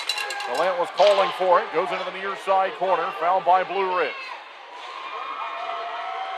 Shots are now 21-19. They've got a chance here for another one. Good break up though by Johansson, then Gallant, and up to White. Here's Zach White with a chance, top of the circle, shooting one, and it goes off the glass. Out to the neutral zone. Garcia looking to catch up to it. He'll find it. And delayed offside there. Faceoff should come down as Farusa didn't know about it, but they kept charging along. 15:23 left to play in the second period as Blue Ridge takes the lead. That goal being shown as unassisted. Now they give an assist to Denver Craig. Carson Gallagher and Denver Craig had the assist on the Martin goal.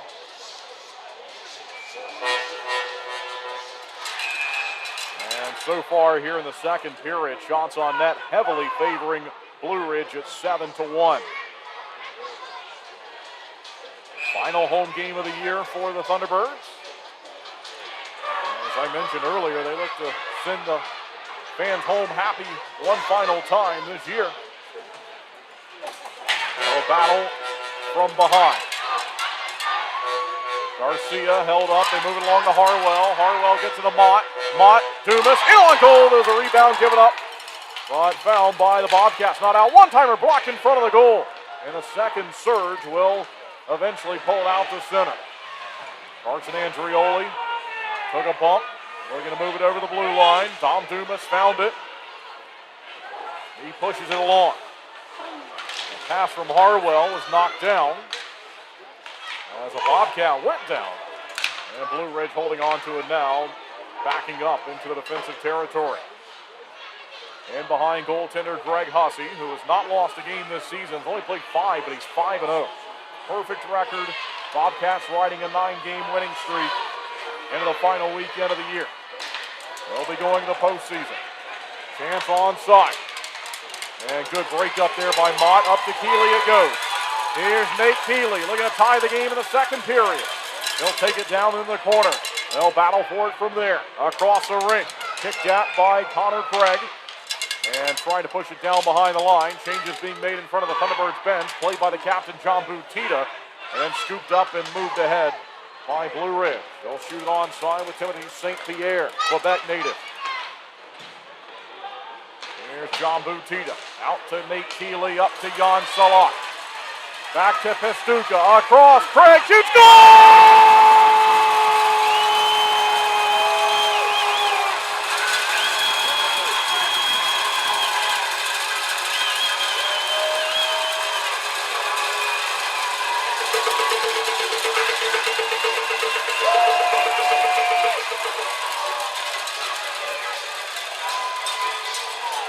Connor Craig has his 6th goal of the season, career goal number 12, and we are tied.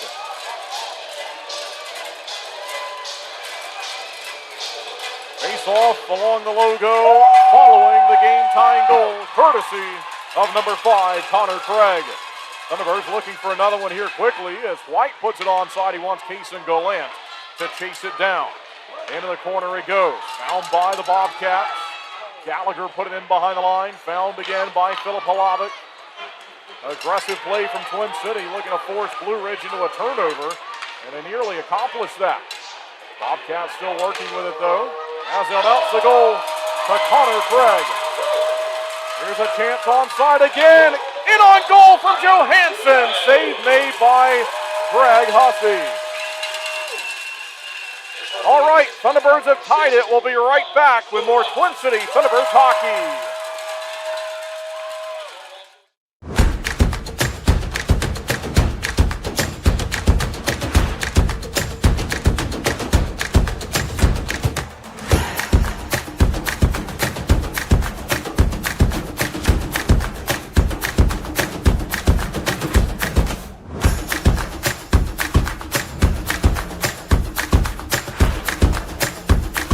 Finish strong. Start here. Atrium Health Wake Forest Baptist. When you're craving that slow smoke flavor done right here in Winston-Salem, there's only one place to go, Honky Tonk Smokehouse. From tendered pulled pork and fall-off-the-bone ribs to fresh house-made sides, Honky Tonk has it all. Not a meat lover? They've got delicious vegan options too. And when it's time to party, let Honky Tonk Smokehouse handle the catering and event planning. They'll bring the flavor to you. Stop by 145 Jonestown Road and taste why the locals here can't get enough. Honky Tonk Smokehouse.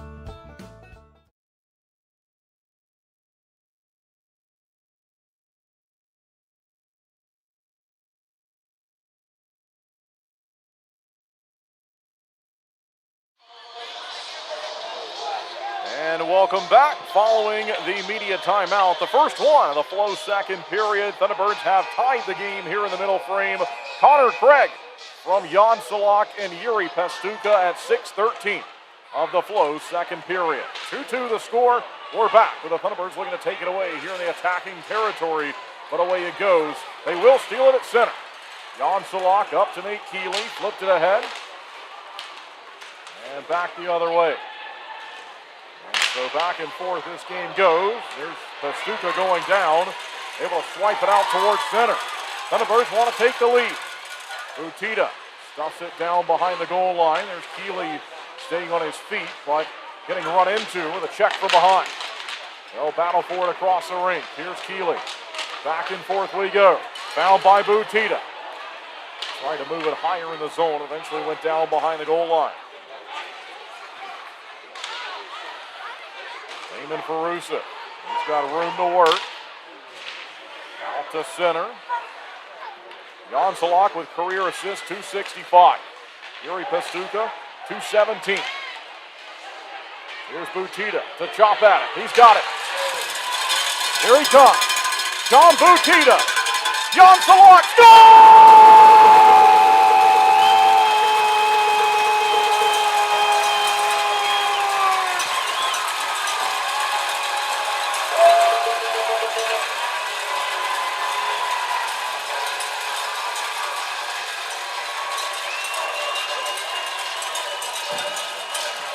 Number 16 has 165. It's his 20th of the year. Thunderbirds take the lead.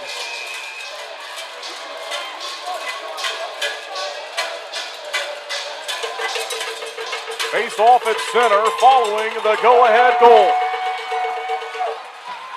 Bobcats looking to take it back. Twin City falling behind and now taking the lead. Two quick goals, minutes apart.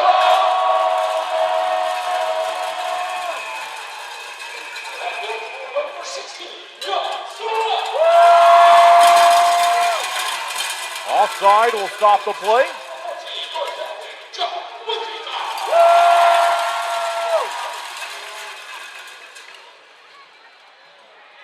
Connor Craig with the second goal of the night for the Thunderbirds. Jan Salak with the third.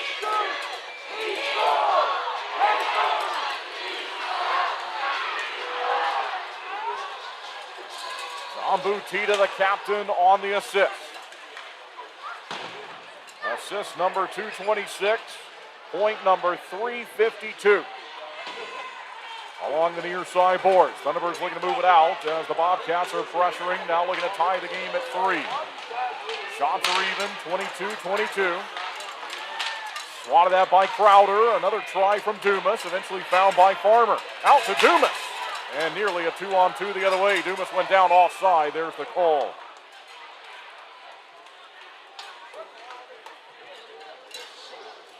Well, it's been almost all 5-on-5, exclusive 5-on-5 hockey tonight. 1 2-minute penalty called to Blue Ridge in the first period. Otherwise, it's been even strength. Out-of-town scoreboard report. Athens has taken the lead on Monroe in the battle for the top of the Continental Division standings and the number 1 seed in the division. Athens leading by a goal at 2-1 on the road. Petey and Columbus are tied at 2. Topeka's leading Indiana by a goal. Port Huron all over Watertown, 5-2. In from center. Zach White looking for it, found by Philip Halavic, and he'll move it down the rink quickly. Into the corner, we're going to see a play on it from the goaltender, Boris Babic. He moves it across, gets back in place as the Bobcats will find it. Across the zone they go. No shot yet. Now it's in front. Babic ready for it. Here come the Birds. White to Kramer. Kramer's in. Back it goes. Zach White, and he missed. It went off the glass. What a chance. It's still 3-2. Here comes Damon Ferrusa. Run into by Hanley, who made a good legal defensive play on him. Calling for it, Gallant. And they try to get up there to him. Gallant flips it ahead. Far side corner. As a look for possession of the puck. Kramer crashing in. Found, though, by the Bobcats. Gallant was calling for it. Now his number 9 counterpart is Ferrusa to watch it go away from him. But Jason Gallant scored on a similar play in the overtime against Athens here. Same direction. It was in overtime, so they were moving left to right. And he called for it at center. They got it to him. This time it doesn't work out. But Jan Salak, a chance in front of one-timer and a hussy, and a save made. Media timeout. We'll step aside. The Thunderbirds have taken the lead. We'll be right back with more Twin City Thunderbirds hockey. Looking to buy, sell, or invest in real estate around Winston-Salem and the Triad? Meet Jennifer Sapp, your trusted local realtor. With nearly 30 years of deep experience, Jennifer specializes in everything from historic homes and remodels to investment properties, college town housing, and short sales. She's known for honesty, integrity, and making the process as stress-free as possible. Ready to make your move? Call 336-782-3148 or visit jensapprealty.com today.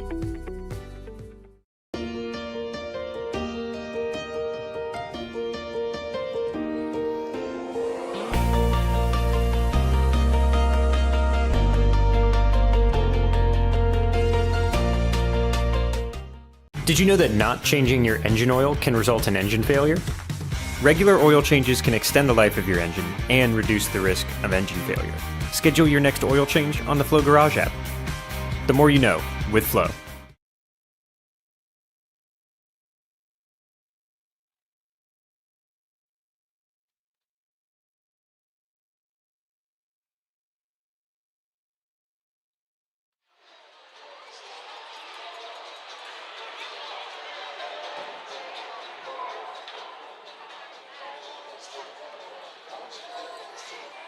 And welcome back from the media timeout. The Thunderbirds have taken the lead.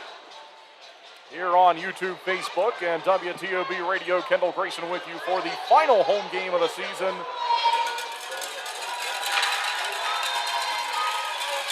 And here's the face-off following the second media timeout of our Flow second period. Thunderbirds go looking for it. Found though by the Bobcats. Good collision there from Butita. Here comes Keeley racing in. And out to center it goes. Blue Ridge through the pressure. Chance onside. Yuri Pastuka gets back defensively. And made a nice play. Overskated it. Caught back up to it with his skates. They move it up to Butita. John Butita tried to drop it across the Salak. And it's poked away by Greg Hussey, who was ready for it. Connor Craig has a goal tonight. He plays it now. Here comes Craig. Scored at 6:13 of the period. He's looking for another one. Down into the corner. He's knocked over from behind. Fans wanted the call. We keep playing even strength. 5-on-5 continues. I mentioned there's been a ton of that tonight. Out towards center now. Blue Ridge. Up to Denver Craig. Denver Craig is in. Stops. Fire, scores. And we're tied.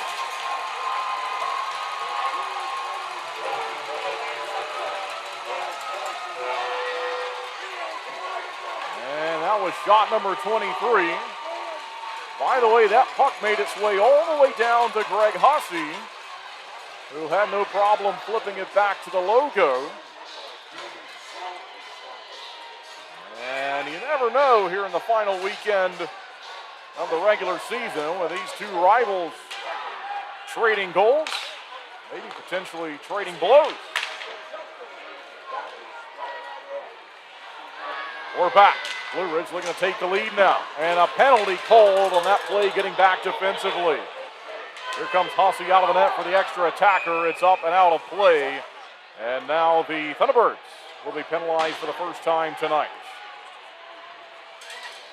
Chris Mott will take a seat in the box for a slap. And that will place the Thunderbirds on the Bobo's Deli and Grill penalty kill for the first time this evening. The Bobo's penalty kill is 73.3% this season. Twin City has scored 4 times shorthanded. Bobcats have 50 power play goals. And they've allowed 6 shorthanded goals. Down he goes. Face-off victory for the visitors.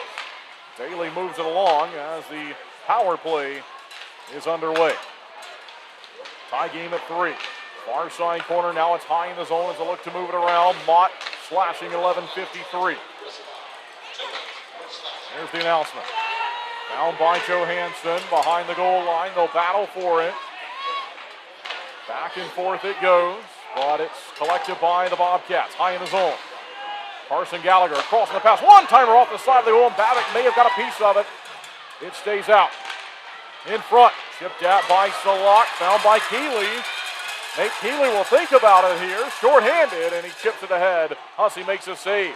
Off the blocker, a big rebound, fell off the glass, and then fell down. And the Thunderbirds working hard here on the penalty kill.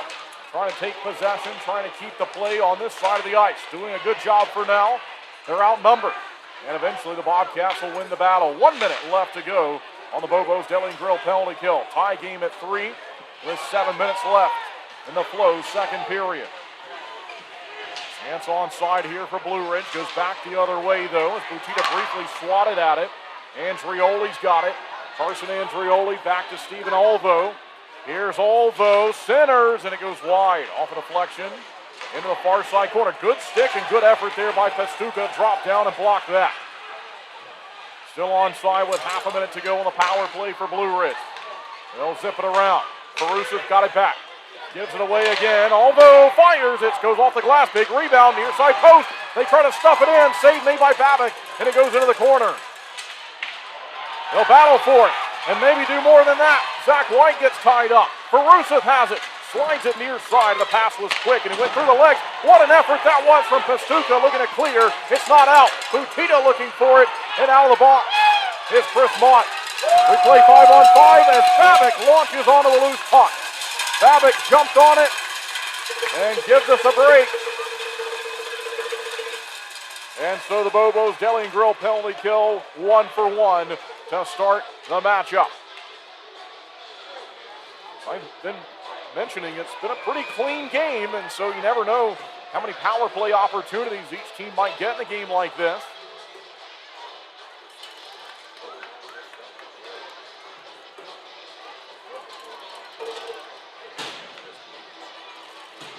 Face-off win. Long shot there was blocked. Out to center. Harwell up to Crowder. Crowder tried to find Dumas. The pass was away from him.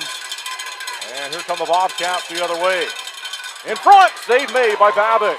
And flipped out of the zone there by Crowder. This is going to go for an icing. And there it is. So we have 5:42 left in period number 2.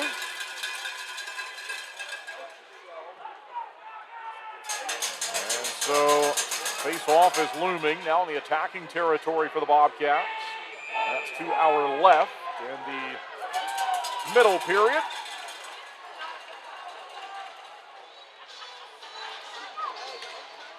And down he goes. Twin City fighting for it. There's a check from Cole Crowder. Big body at 6'5", 220. Ontario native. As he threw that hit, they're going to call this back for an offside. So we'll have a stoppage again with 5:31 left in this period. Well, I mentioned the puck getting flipped down the rink into the possession of Greg Hussey. Hussey had a game just a few weeks ago, March 14th. He had 17 penalty minutes as a goaltender as he was involved in the fight. And I don't know if Boris Babick has ever had one in his career. But again, something to watch for. These two teams, they're not fond of each other. We're back here as it's flipped into the near side, all the way around. And Blue Ridge able to move it out and over the red line. Jack Johansson will go back to play it here. New Hampshire native up to Cade Hanley. And onside Cole Crowder. Trying to step around the defenders. Swatted out a couple of times as Harwell's trying to hack it ahead. And eventually out to the logo. Johansson couldn't pull it away from the Bobcat attacker there in Denver. Craig moved down the rink. Final 5 minutes of the second period. Zach White gave it away to Daly. Looks to take it back. Looked like offside. Yeah, there it is. Offside. That'll send us to a break. We'll be right back with more Twin City Thunderbirds hockey. I want to stop being sidelined by pain. I want to tell him I'm in. I want a surgeon who speaks more knees than he can count. I want the best care in the game. I want a team that's with me every step of the way. I want to bounce back fast. I want to show them my best is yet to come. For the best orthopedic care, you want Novant. Novant Health. Best surgeons, amazing nurses, remarkable care.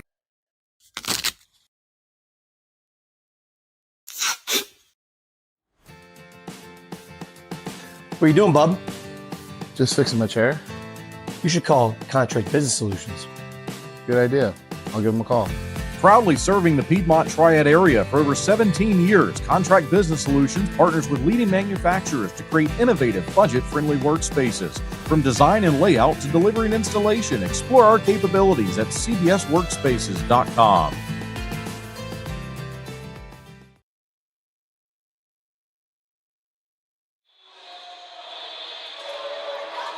We return from the media timeout, the final one of this Flow second period. We're tied at 3.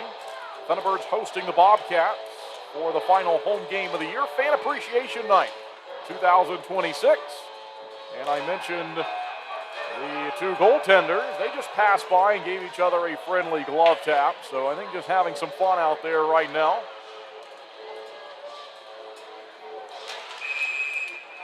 That face-off was not good, and so they'll try it again here with White getting removed. Kason Gallant will have to go take it. And now we're playing again. Blue Ridge certainly wants to keep all their players healthy entering into the postseason. Thunderbirds don't want anyone to get hurt at all ever, but to do it in the final weekend of the year wouldn't be great. Here's Kramer down the rink, finds the puck, and he'll speed his way around the zone. And eventually poked out to center. As Kramer had a great chance and moved along to James Farmer. And it's Damon Ferusif to collect it. He'll go ahead with it. Nearly stolen by Gallant. Stays onside though. Daly gives a cross. Shot! Save made by Babic. Found by Gallant. He'll hustle his way through center. Here's Gallant shooting one. Save made on him by Hussey. Out to center. And it's knocked ahead there by Craig. Here's Gallant looking for him, but played just away from him by St. Pierre. Justin Daly's got it. And into the corner. The Birds want to apply some pressure and take it back. Unable to do that for now. Stuka got held up. Out to center one-on-one. White will want to steal away from Rosenbaum. Nearly did, and now it's found by Kramer. Roman Kramer has it. Shooting it. Save made on him by Hussey. Greg Hussey was ready for it. Kept the pads together. Kramer calling for it was Gallant. White pushing it in front of the goal. Hussey made a save. Rebound. It's White tried to slide it to Kramer. Clear, but not out. Testuka, he tried to rip it across to Gallant. And once again, the Bobcats were ready. Gallant very frustrated as he gets his line changed. Tie game at 3. 2:37 left to go in the Flow's second period. Thunderbirds battling ahead. Jan Salak left it for Butita. John Butita. Far side to Nate Keeley. Keeley moved off of it. Up top, Johansson fires and off a deflection. Falls down towards the official. Down by Salak. Salak circling in the corner. There's Salak across to Butita, calling for it Hanley. And just chipped away from Hanley. He's being held up big time here, and the penalty was called. It's interference.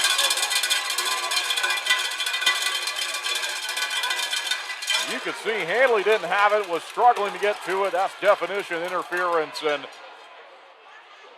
that will put the Thunderbirds to the power play here late in this Flow second period.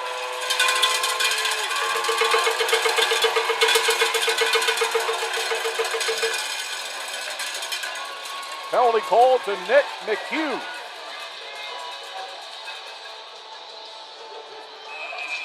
.205 left in the period, 2 minutes on the power play, and so if there's no goal, it'll be nearly the entire length of the time we have left here on the power play. Thunderbirds hoping to score though, and what a time to do it. If they can find a go-ahead goal here on the power play in the final 2 minutes of the second period, that would send them to the break with all types of momentum. All right, in from center, 20 seconds gone by on the power play. Here's Kason Gallant, down low to Roman Kramer. Won't take much time with it as he centered it. And Keeley put himself in a good spot. They look to move it out, right back to the black sweaters. Across it goes, Zach White. Connor Craig up top. Kason Gallant faked a slap shot, gave a pass, knocked away from Kramer. He's fishing for it. Found by Gallant, quickly across the one-timer by Zach White. He fanned on it, he was open, and down the rink it goes. Babic may have to play it, he will elect to do so. All right, changes being made each way. Here's Connor Craig. Onside, back behind the line. He wants to center, can't do it for now. Finds Chris Mott. Mott to the side of the circle, in front. Knocked down, Dumas fighting for it, down low into the corner to the captain. John Butita in the final minute of the second period. In behind the line. Thunderbirds looking to take the lead here late in this period. Down behind the goal. They'll look for it from there. A big battle 35 seconds to play in the period. 29 left on the power play. Still onside. Testuca to Mott. Mott in front looking for a tip. It was right there in behind the goal line. And the clear is down the rink from the Bobcats. 20 seconds left in the Flow second period. Babick left it for Mott on the side of the circle. Here's Mott. Up ahead he goes. John Salak. Still some time. 10 seconds left in the period. Calling for it is Mott. Still with Salak. Butita. And intercepted by McHugh coming out of the box. That's it for the period.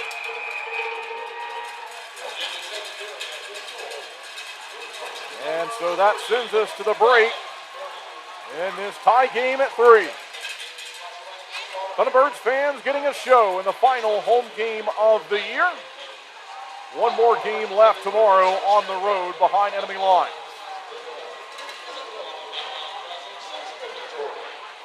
It'll be the Culver's third period when we return. And before we go into the break, we'll have a quick look at the out-of-town scoreboard report. Here's what we have for you from scores from around the league this evening. Athens still leading Monroe by a goal at 2-1. No score, Biloxi and Baton Rouge. Topeka leading Indiana 2-1. 5-2 now the lead for PD on the road against Columbus. Binghamton leading Danbury by 3. Port Huron leading Watertown by 3. All right, everyone, thanks for joining us. Thanks for making Thunderbirds hockey part of your evening.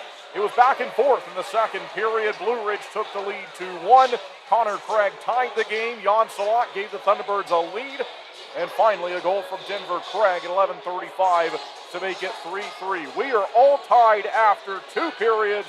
We'll step aside. We hope that you enjoy the programming in the break. And we'll be right back with more Twin City Thunderbirds hockey.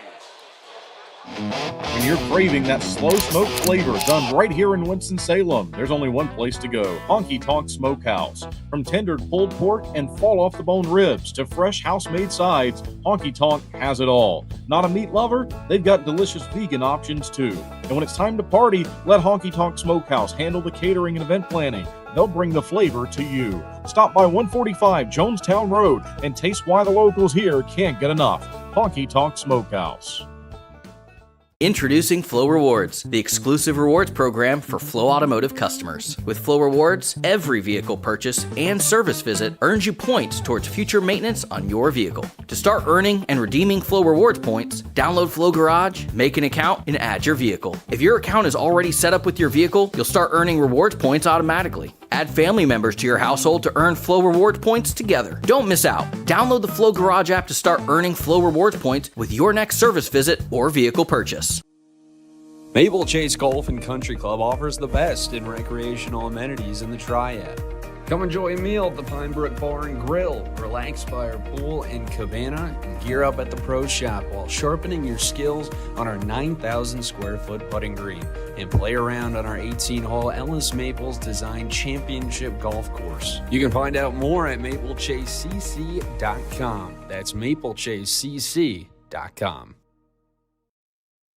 That we have a question about, what were the kind of scenarios? This question just says, could PD have been made to forfeit that game? What were some scenarios or things that, got talked about, or do you know? Well, I don't think there was any time for a forfeit. It was going to have to be rescheduled. They're not going to forfeit. As I said, the main thing is, and I think it was the first time the referees went off the ice that they went and talked to I'm not sure who they actually talked to, but they said they talked to some of the league officials, and basically the deal was the importance of the game, let's try to get it done. And so I think we might have been there even longer. I don't think they wanted to leave that night without getting it done. And as I said, if not, we probably would have had to come back the next day. I'm not sure what would have. We weren't quite at that point, but actually I'd mentioned it briefly that's maybe something we have to do. But again, they got it done. Yep. Boots, why number 14? Why did you choose to wear that number? That's a good question. My one buddy that I went to college with had 15, so I chose 14. It's really memorable. I was waiting for a great story. No. I grew up wearing number 5, and then through juniors I was always switching numbers, and then in college my brother wore 14 growing up, so I was like, my buddy's 15, so I'll just take 14. So I've just been carrying it on ever since. Okay.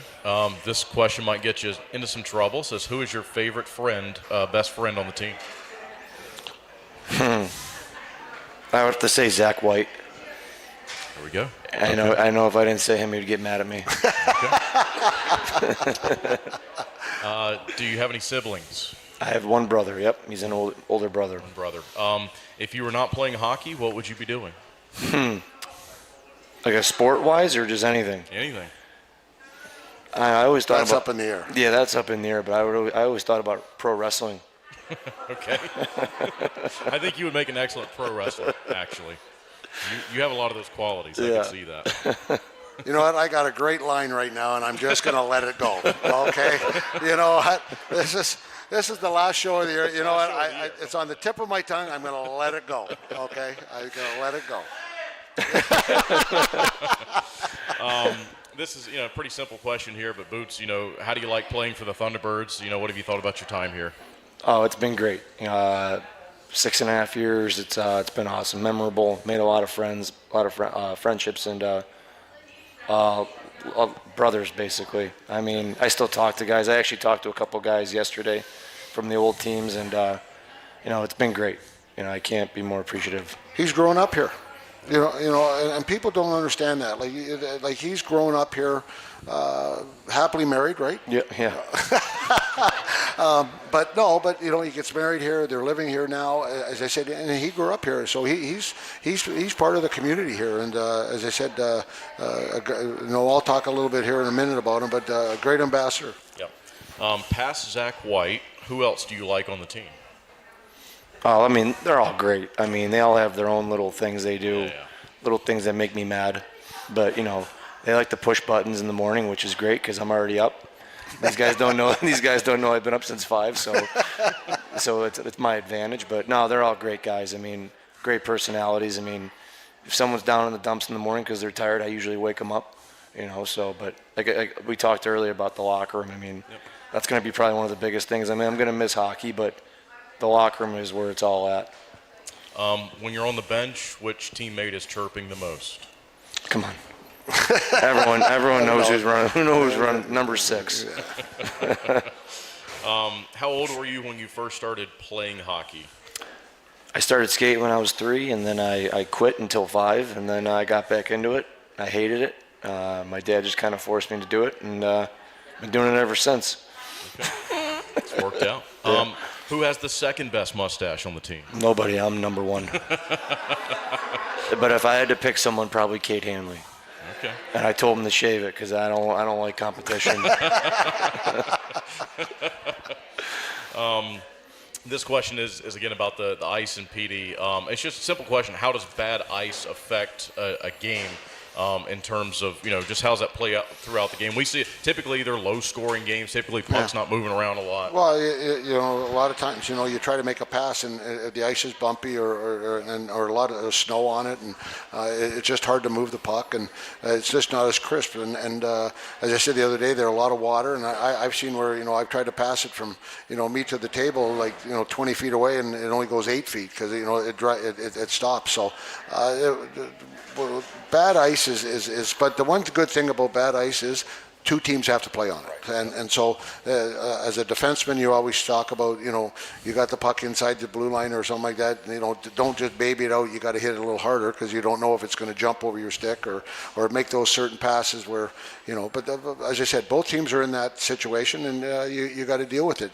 A lot of times late at practice, you'll do power play or you'll do a drill, and it's like, oh geez, the ice is bad. Well, during the game it's going to be bad, and especially a long time, hockey was up north, and usually the rinks, and then the more you move down south, it just seems like the ice, and even up north sometimes the ice is not great, but the ice with the humidity, with the different, every day we go in and it's warm outside, but it's cold in the rink because of the humidity. So those things affect it, but you got to deal with it.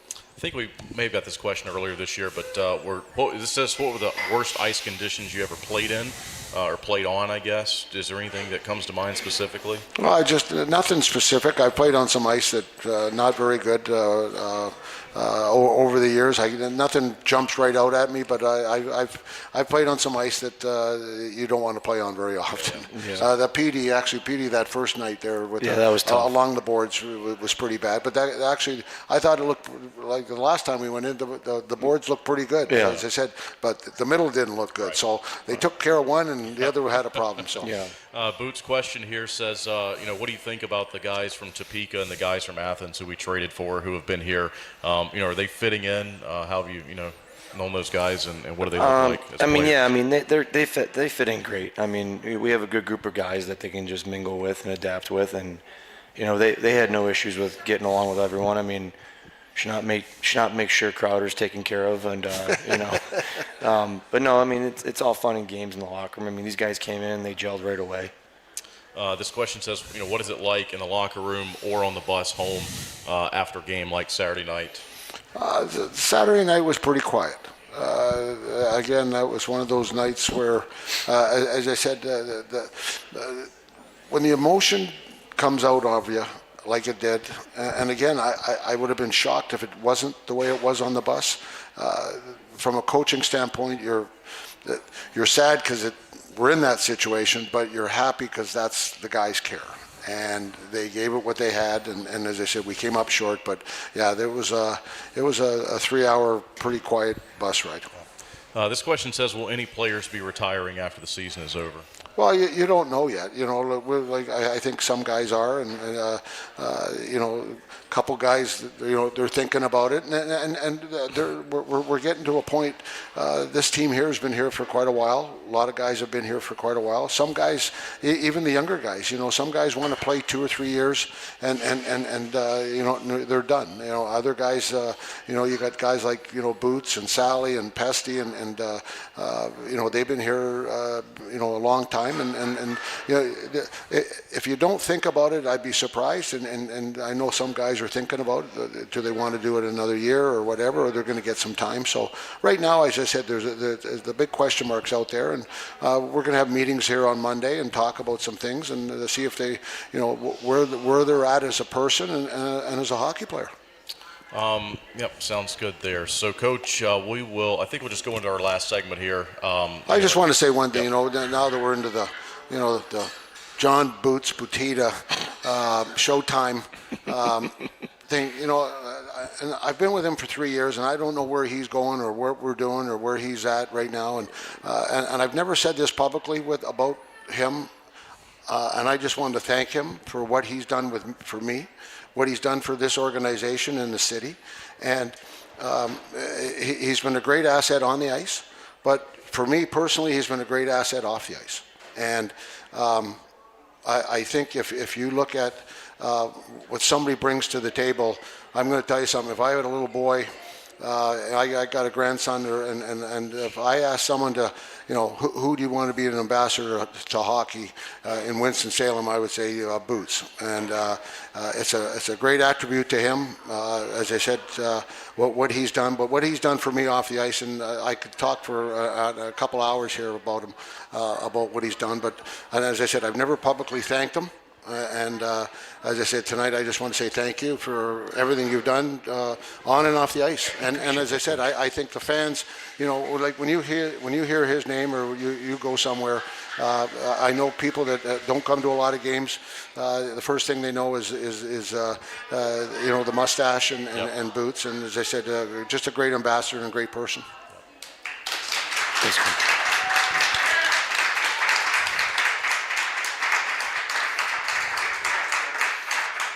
Now you can say how wonderful I am.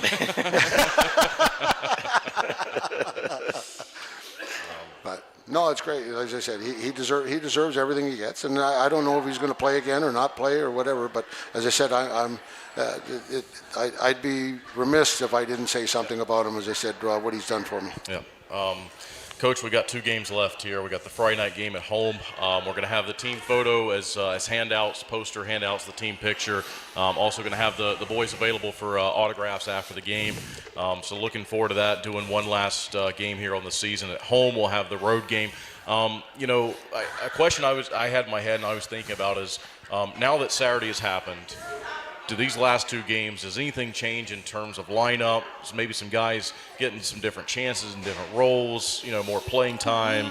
How are you going to treat these last 2 games? I know you want to go out and win them. Yeah, we're going out to win, but yeah, some guys might get some opportunities to play. A couple of guys, I'm not sure yet. I haven't really, I'll be honest with you, I've been trying to be more worried about practice today and then tomorrow, and it's actually on my docket to think about what we're going to do Friday and Saturday. And as I said, I know we're going to have to come out and play. I'm more worried about, where we are mentally. And as I said, I think after today, I think the boys have, regrouped here a little bit, and they're going to have to be ready. And as I said, there could be some changes. As I said, I know in goal, there, Purdy might get a shot on it on one night, and give him a chance and see what happens. So, but right now, as I said, we're going out to win 2 hockey games, and we're going to put our best foot forward. Yep. Boots, thanks for doing this tonight. Thanks for having me. Yeah, all good. I just, it's the Coach Harry show, so I can say what I want. But it's the last show of the year, and unfortunately, and someone texted me last night and said, I hate to text you this, and she texted me, and I know she didn't want to text me what she texted me, but unfortunately, we're at that end of the year thing, and it's too bad, but I just wanted to say, on behalf of the team and everybody, I want to thank the ownership, for what they've done for us, and then, the front office with Lisa and, Hannah, Holly, Kendall here has done a great job here doing the showtime here on Tuesday nights, and then the play-by-play. I've never heard you, but I've heard a lot of people tell me you do a great job. So, and but it's good for you. And then the people who helped me out a lot. I again, talking about Boots, but people who helped me out, like Hot Rod and Cap and Josh, Billy, Mike, and Kevin. I don't know if we'd be here today if we didn't have Kevin, and driving that bus sometimes on 2 wheels, but we get there. So God bless him, so he gets us there. But the one thing I want to talk about is the fans, and in the 3 years I've been here, the support that we have got, good, bad situations, everything like that, we still get unbelievable support. And I've said this many times about how much and what it means to us, and it's huge. And you ask people when they come in here about our fans and how good they are, and how support they are, and how crazy they are for us, and that means a lot. We probably got the best booster club in minor league hockey, and what they do for us on and off the ice. The support that they give us, from Christmas from right start of the year, taking care of us. I could probably talk for a couple hours on that part too, but I just want to thank them for what they do. And then all the other people who support us and do little things for us that people don't know about. They don't really want to be recognized, but I have to, and I won't mention their names, but we have a ton of them, just from a couple guys at the rink who do things for us that nobody understands behind the scenes, but I want to thank them. And last but not least, I have to thank my family for everything they do for me. And as I said, but it's been great. I take a lot of pride in what I do. This year here has not come up to expectations, and a lot of it's on my shoulders. In fact, most of it is on my shoulders, and I apologize for that. And the only thing that we can do is try to be better tomorrow than we were today, and that's what I'm going to do. And as I said, I feel bad because we didn't get to where we wanted to get to, but the sun's going to come up tomorrow in my world, and we're going to go back at it again. And as I said, I just want to say thank you, and especially for all the support. Thank you.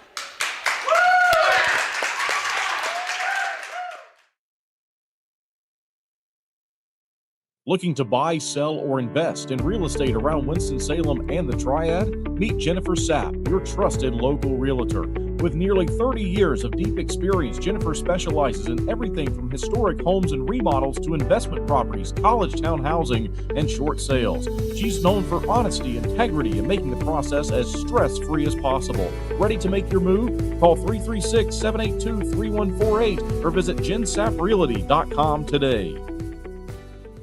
Two pillows, endless possibilities. At Cotton & Crate, we make it easy to refresh your home season after season.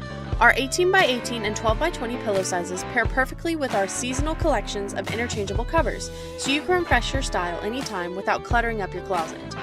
We're proud to team up with the Twin City Thunderbirds, celebrating hometown spirit and the comfort of home on and off the ice. Thunderbirds fans, enjoy $5 off your order at cottonandcrate.com with the code TBIRDS 5 off. Cotton & Crate, two pillows, endless possibilities.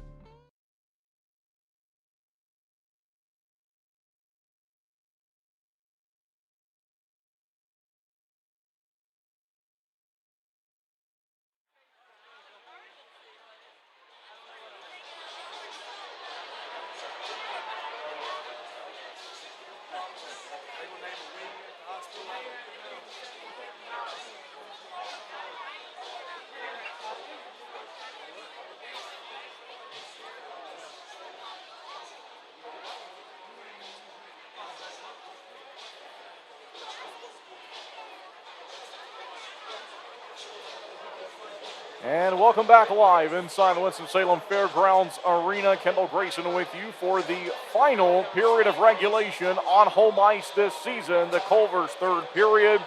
Coach Harry and his staff ready to go for the final frame here. It's been a really good game between these two teams. Tightly contested. This season's series at 10 games completed. Each team's won 5. It's been tightly contested. We've got 2 left, including this one. The 12th game of the season between these two teams will be the final game overall for either team in the regular season. That will be tomorrow night with a road game at Hitachi Energy Arena. 7:30 is the time of the puck drop. There will be a sled hockey game on April the 19th right here. Free admission, although donations are certainly appreciated. Hockey is for everyone's support of adaptive sports, and Thunderbirds will be participating for that sled hockey game. Again, free admission on April the 19th right here at the Winston-Salem Fairgrounds Arena.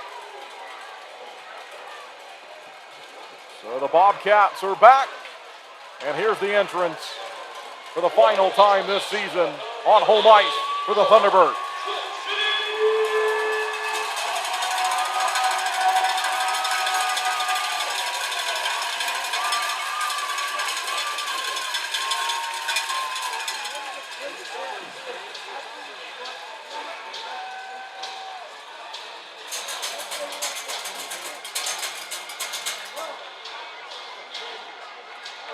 So we're tied at 3.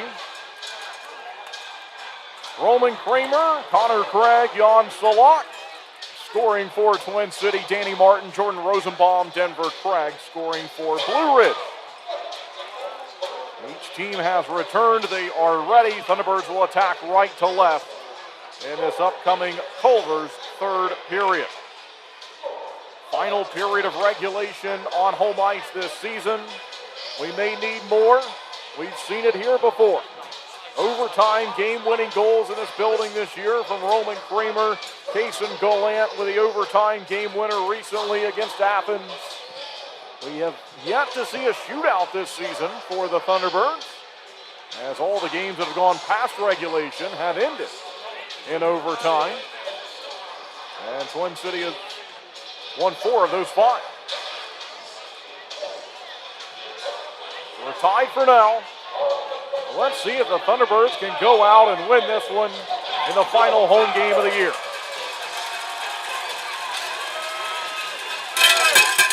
All right, we're back. And down the rink it goes from Roman Kramer. Dropped it onside. Greg Hussey, the goaltender this evening for the Bobcats, putting his perfect record of 5-0 on the line. The Bobcats with a 9-game winning streak. Here comes Denver Craig. He's got one tonight. He fires this one well wide. into the corner. Now it's out in front, but it scoots over to the near side corner, played by Kramer, and then that clear hit Martin. He has no idea where it was. And so it dropped down, eventually played out towards center. They'll battle back and forth. This one goes across the rink as Craig is changing, allows Hanley to step up, fire, but it's offside as he pushed it ahead. 19:18 left to play in the final frame of regulation on home ice this season, the Culver's third period. Hungry fans, nothing beats a Culver's Butterburger. Fresh, never frozen beef, seared to perfection, and served on lightly buttered toasted bun. Stop by Culver's at 2973 Fairlawn Drive in Winston-Salem today. Culver's, welcome to delicious. 5-on-5 to begin the period here in the opening minutes of period number 3. Down the rink with Nate Keeley looking for it. He's got it. Butita behind the net, looking to make something good happen. And along the half wall, be collected and moved out to center by the Bobcats. And it's Carson Andrioli now. He stopped, sent a pass high in the zone to Dennis Radchenko. Went across, and Butita is able to deflect the pass away. Not out of the zone, though. And so Twin City looking for it in the defensive territory. They'll find it here with Craig. Back behind it goes. Giveaway. Shot, and it goes wide. Far side corner now. They'll try it again. In on net. They got the tip, and it went wide. Twin City all of a sudden in survival mode. And they'll get it out to center. They may do more than that. Here we go. Nate Keeley onside, shooting one. Hussey has it. Shots are 30-28, favoring the Thunderbirds. Thunderbirds fans, got a sweet tooth? Culver's fresh frozen custard is rich, creamy, and made in small batches all day, every day. Swing by Culver's at 2973 Fairlawn Drive in Winston-Salem and check out today's flavor. Culver's, welcome to delicious. Offensive zone face-off. Away it goes from Tom Dumas. They'll look for it now along the near side with Ferrusa. He'll find it. Here's Damon Ferrusa out of Grand Forks, North Dakota, storming his way onside. Doesn't fire yet. Wraps around, tried to center. Way high in the air. It goes off of Farmer. And down behind the goal line. Good hit there from Farmer. Found by Dumas. Back the other way and behind the net. They'll center off the back of the goal. Justin Daly left in the corner. Dumas racing over. James Farmer to it. Farmer battles back and forth, but it's behind the net. Bobcats have it. They center across. They fire. Save made. A desperation save made by Boris Babic, and it's up and out of play. 17:44 left to go in the Culver's third, and a huge save to keep us tied. Well, these rivalry games where the two teams are not too far away, they're always fun. You've got fans from each side of the building. And each fan base certainly has made noise tonight at different times. This has been a good one. 3-3. We're in the opening 3 minutes of period 3. Roman Kramer looking to swipe it away, but it's out to Carson Gallagher at center. Here he goes, building speed in from center. Onside backhand drive, and that's an easy one from there for Boris Babic. So he makes a save. And out to the blue line. Jack Johansson poked it ahead. Blue Ridge guarding the opposite blue line well. Now they give it away. Here's Zach White, shoots! Save made on him by Greg Hussey. Well, Zach White in search of his 28th of the year. Line mate Roman Kramer has tied him tonight. They each have 27 goals leading the way for the Thunderbirds this season. White has 60 in his career. And he'll take the face off here. Played NCAA Division III at Curry College, Connecticut native. And down he goes into the corner, found here by the Bobcats. They'll look to drive it out of the zone, nearly intercepted there by Kason Gallant. Went off of him. Here come the Bobcats onside. Kicked out by Babic. Gave up a rebound. Swatted at out of midair by Kramer. Falls down and eventually found here by Hanley. Out to the red line. Kramer searching for it. He'll find it. Drops it down. Takes his time. Gives to Zach White. Curl move there from White. A pretty play. Took it down low. Then Gallant played into the corner. Here's Gallant. Gives to Johansson. Back behind the net. They'll force him wide. Up high he goes to Hanley. Quickly across. Blue Ridge ready for it. Chopped away by Gallant. Down behind the net. And eventually taken aside. The Bobcats will move it to the neutral zone. Kate Hanley goes back on a 1-on-2 as they're looking to take it away from him. Andrioli's all over him.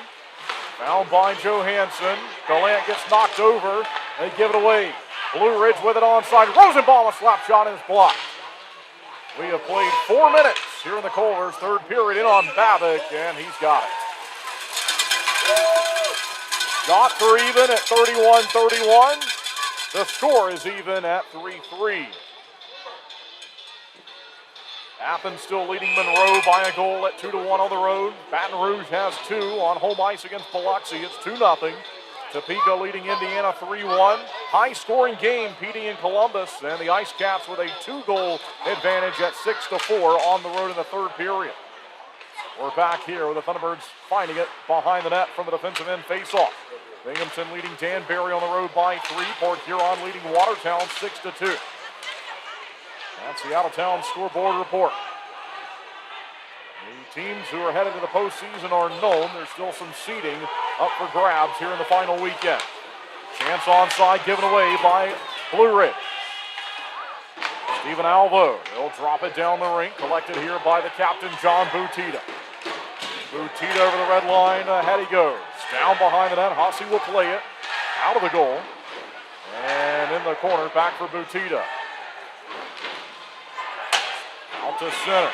Denver Craig goes ahead, and James Farmer is looking for a friend to pass to. He used the backhand to find Salak. Now it's back for Farmer. In the corner, stolen away by Blue Ridge.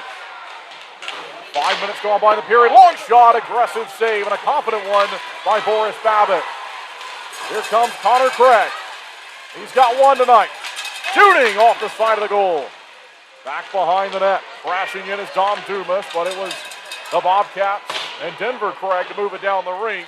They've iced it, and that'll take us to our first media timeout here in the Culvers third period. We will step aside and be back with more Twin City Thunderbirds hockey.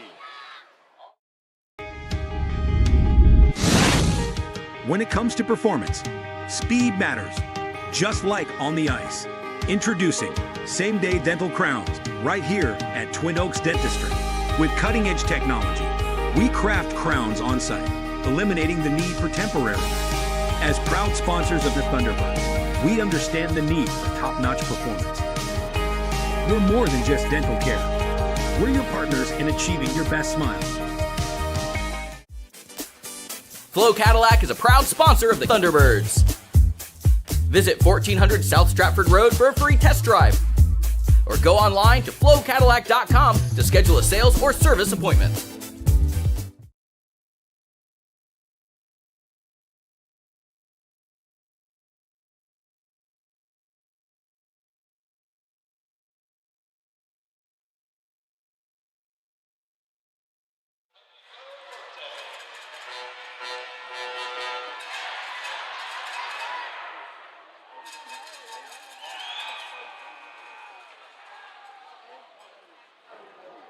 And welcome back inside the Winston-Salem Fairgrounds Arena. Kendall Grayson with you as always. And thank you, everyone, for tuning in here for the final home game of the year.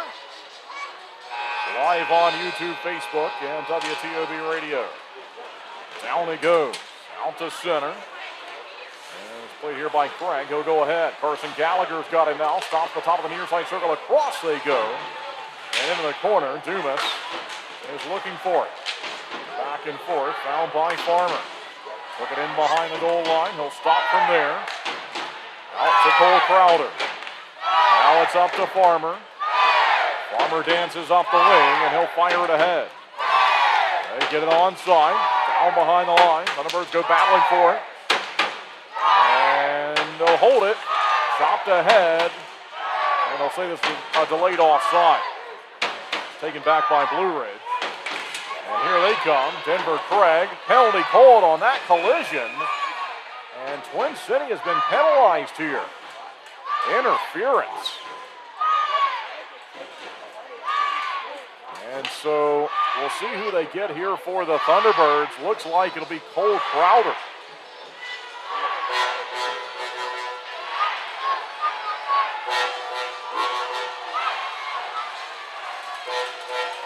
Specialty teams have not been used and tested many times tonight.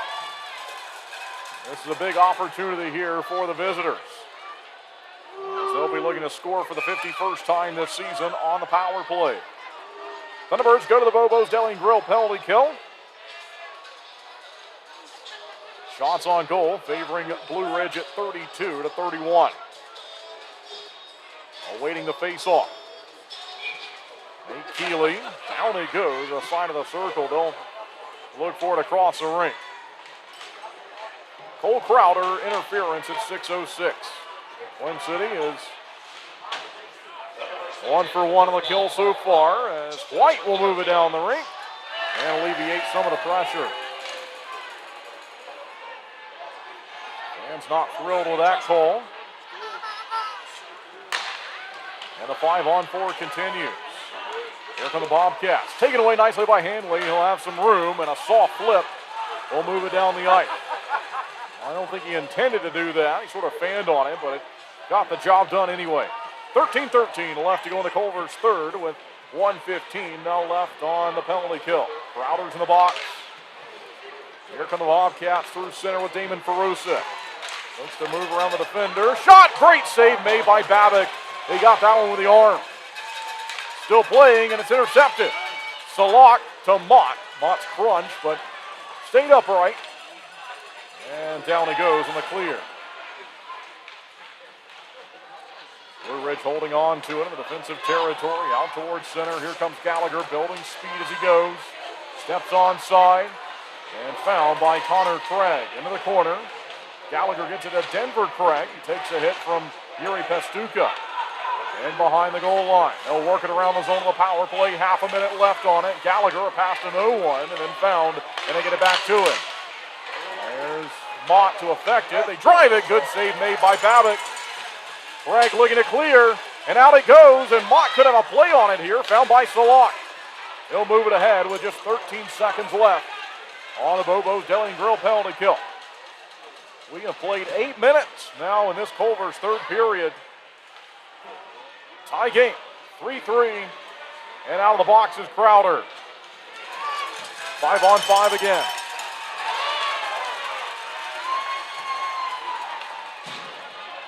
Here come the Bobcats, charging out to the logo. They'll drive the pass across. Radchenko looking for it, finds it. A quick pass high in his own pressure here from the Black Sweaters. Long shot, and a save made, and it's up and out off of Boris Babick. Well, now the shot starting to build. That was shot number 35 of the evening for the Bobcats.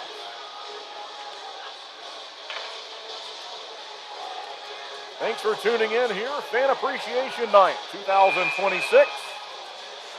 Final game of the year on home ice. Final game overall is tomorrow, 7:30, the time of the puck drop on the road. In on Babick here on the faceoff lookout. Could be trouble, but it's found by Jack Johansson. Paid a price to get to it. They'll look to slap it towards the goal. Martin gives the pass to Radchenko. Nearly taken away by Golan as he broke up the play. Falls down legally, played out of the air there from Kramer. Kramer took it back, pushed it ahead, gave it away. St. Pierre's got it. Shooting a long one, it's blocked. And goes away from White, falls down to Golan. Off the backhand, down the rink. Let's see if White can charge to it. And in the corner here, given away to Kramer. He steals. Up top to Johansson. One more time. Hanley shooting one. Save made by Hussey. The rebound's right there in front of him. And swiped away in behind the net. Thunderbirds get it again. Kramer looking for it from Kason Golan. Found by White. He punched it ahead. Brought right back here for the Bobcats and Philip Olavic. Daly rather. Daly took a check from White. Nice hit there in front of the bench. Found by Johansson. Slides it softly to Gallant. Motors his way onside. Kason Gallant shoots it. Save made. Down he goes. Found by the Bobcats. They'll look to drag it out of the zone. That was shot 33 of the night for the Thunderbirds. Chance onside here. Shot and dealt with appropriately by Boris Babick. High in the zone, Justin Daly turns, fires, save made by Babick. He was way out of the crease, and he was anticipating that one. 37 shots now. Boris Babick looking to win a game for the 21st time this season. and in search of career win 56.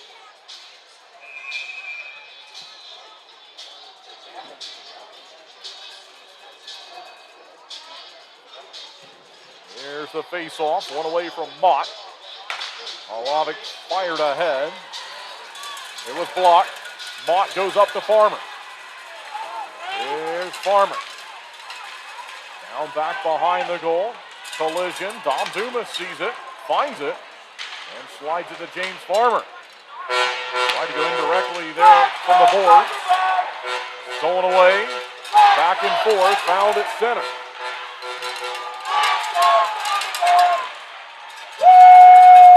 9.5 minutes left in the third period. Chance onside for Blue Ridge.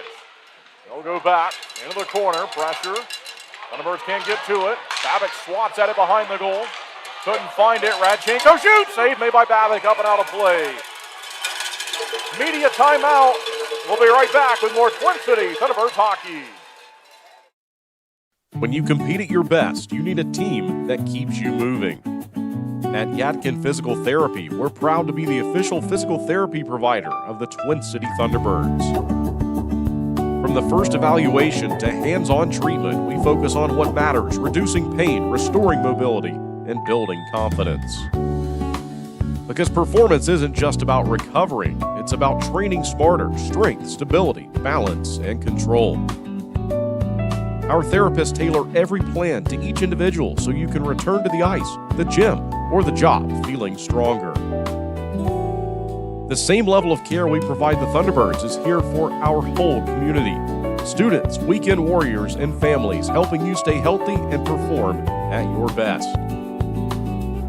Yadkin Physical Therapy in Yadkinville. Call 336-677-1800 or email ypt@yadkinphysicaltherapy.com.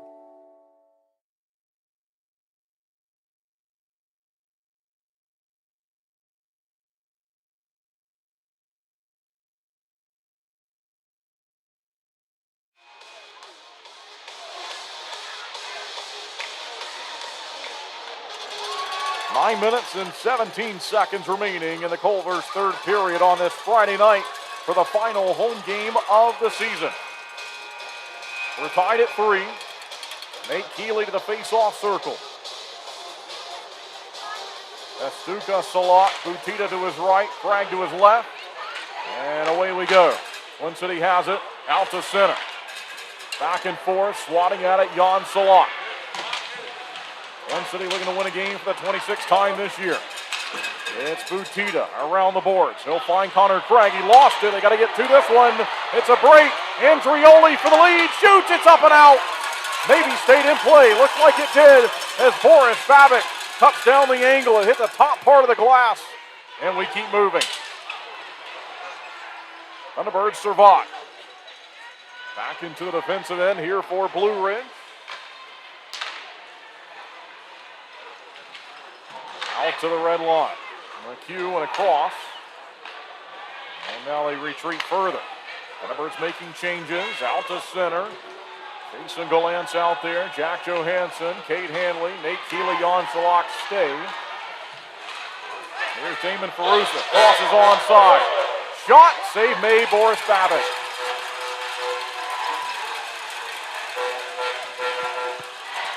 And so Babick scoops that one up. And we have 8 minutes and 14 seconds remaining now in the Culver's third period. Baton Rouge increasing its lead on Biloxi. It's 4-0 in that game. Columbus has scored again at 6-5 with PD leading them on the out-of-town scoreboard report. Quickly driven right off the face-off. Babick with a save, and he'll cover it.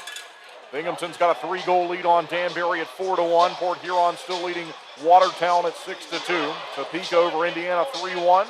Athens in the battle for first to the top of the division, leading Monroe by a goal on the road at 2-1. They'll look to move it out here from the defensive end face-off. Found by the Bobcats.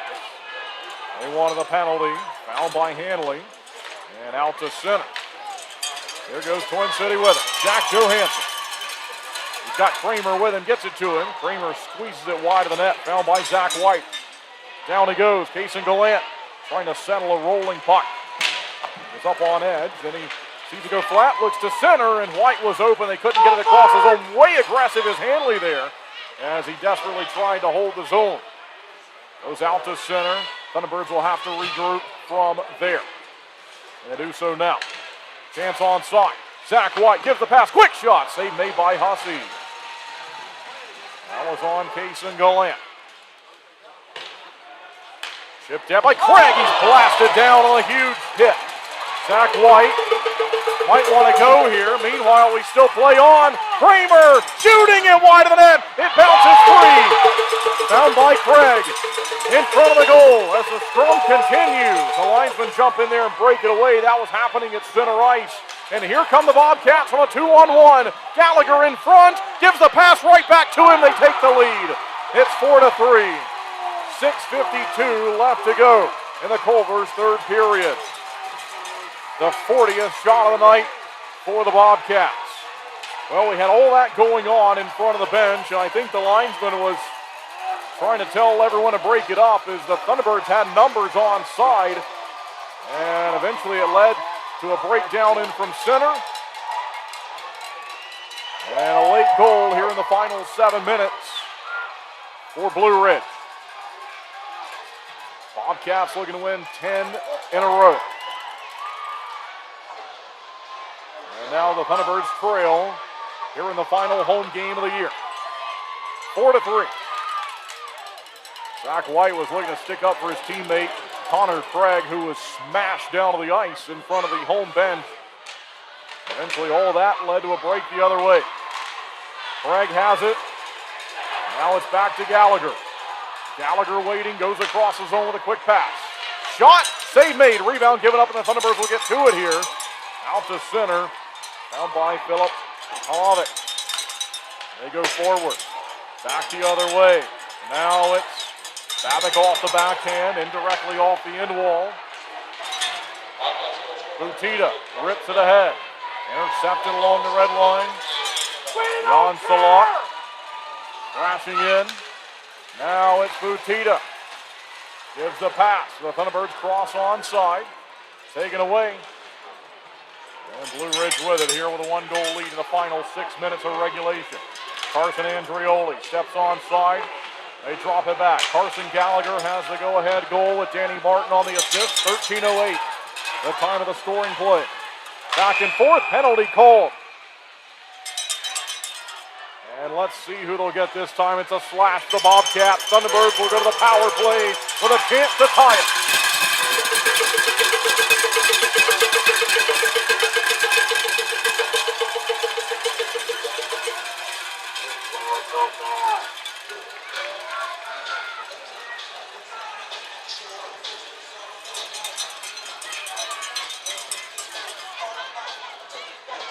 So Nick McHugh has been penalized for the second time this evening.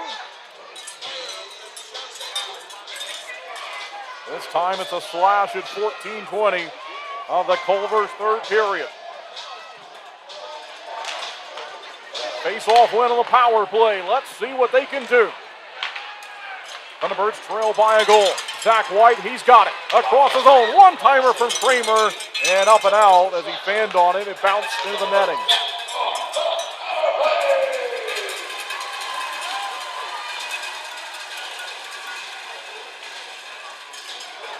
Shots are 41-34, favoring the Bobcats.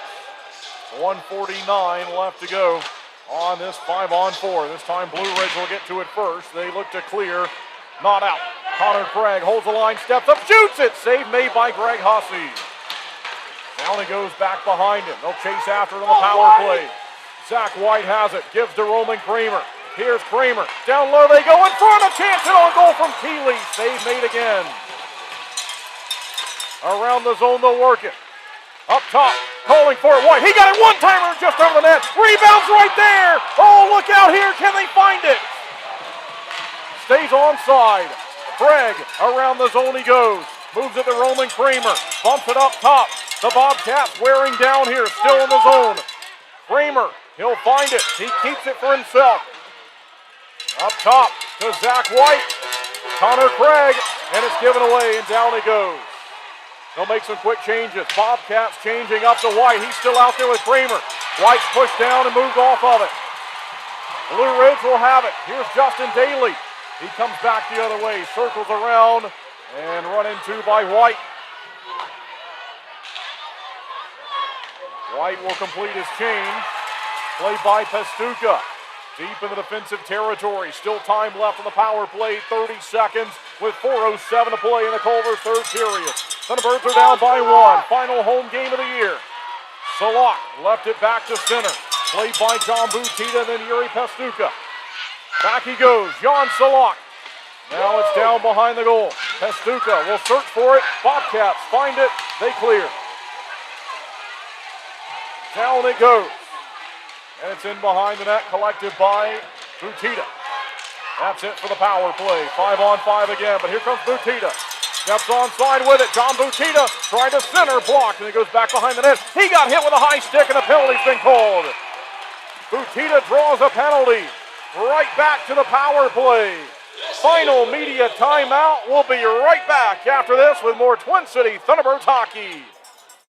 2 pillows, endless possibilities. At Cotton & Crate, we make it easy to refresh your home season after season. Our 18x18 and 12x20 pillow sizes pair perfectly with our seasonal collections of interchangeable covers, so you can refresh your style anytime without cluttering up your closet.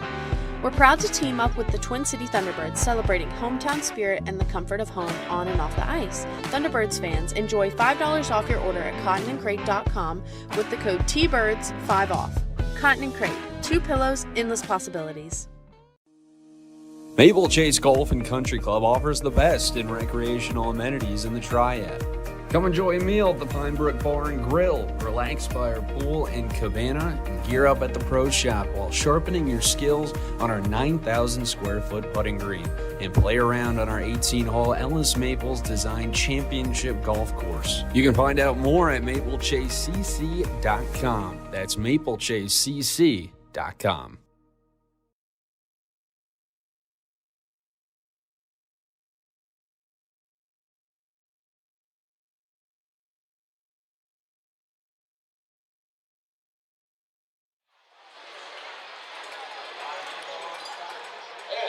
And here we go. We have 3 minutes, 29 seconds remaining in regulation time. Twin City is down 4-3.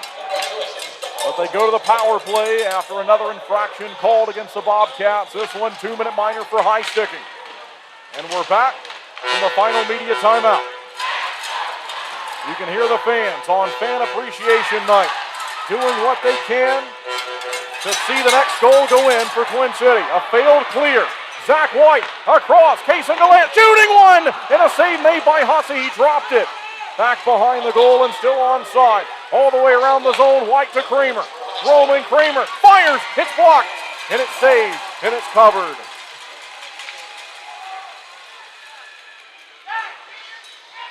Shots are now 41-40, favoring the visitors. 1 goal lead, also favoring the visitors. 3:01 to play.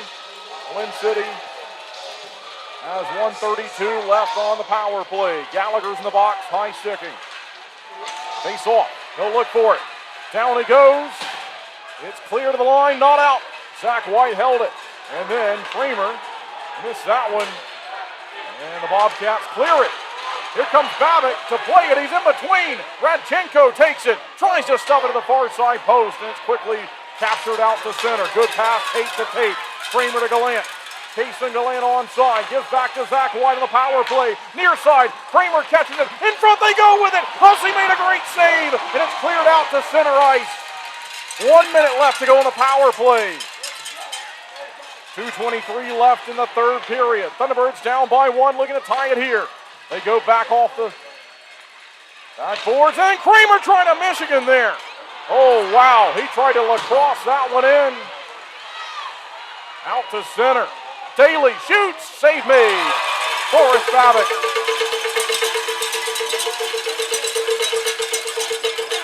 Well, Babbitt threw it away with the glove as we've got a defensive zone face-off now coming up with 36 seconds remaining on the power play. 2 minutes, 5 seconds left in the third period. Carson Gallagher at 13:08, the only goal so far this third and final frame of regulation, has given the Bobcats the lead. Defensive zone face-off in the power play. Thunderbirds lose it, and on goal, save made again there by Boris Babic. Half a minute remaining. On the 5-on-4, here comes Babic. They're going to go 6-on-4. Salak onside, they drive it in front. Butita, the captain, and out to center. Fouled by Butita. Blue Ridge wanted a call on that. Mott tries to go across with it. It's Jan Salak into the corner. Looking to tie the game. 93 seconds left. Long shot. Pestuka goes wide. Gallagher will step out at 6-on-5. The net's still empty. Pestuka got to go quickly. Salak a one-timer, but he missed it. He was open, and it was right in his wheelhouse. Dom Dumas behind the net. The clear unsuccessful. This one will leave the zone. Down it goes. We should have an icing. There it is. 69 seconds to play in the Culver's third period.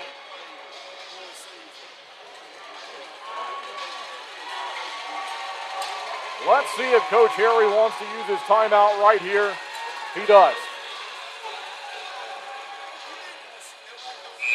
Timeout, Thunderbirds.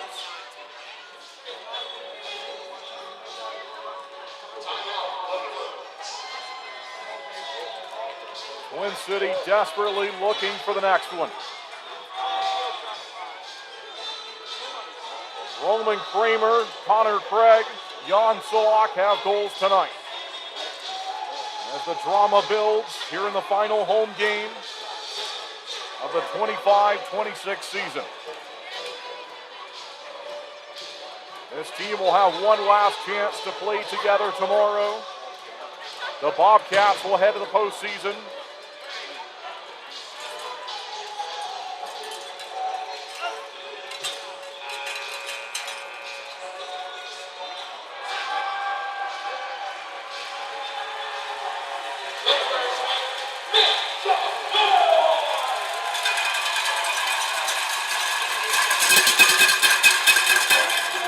One minute, 9 seconds left.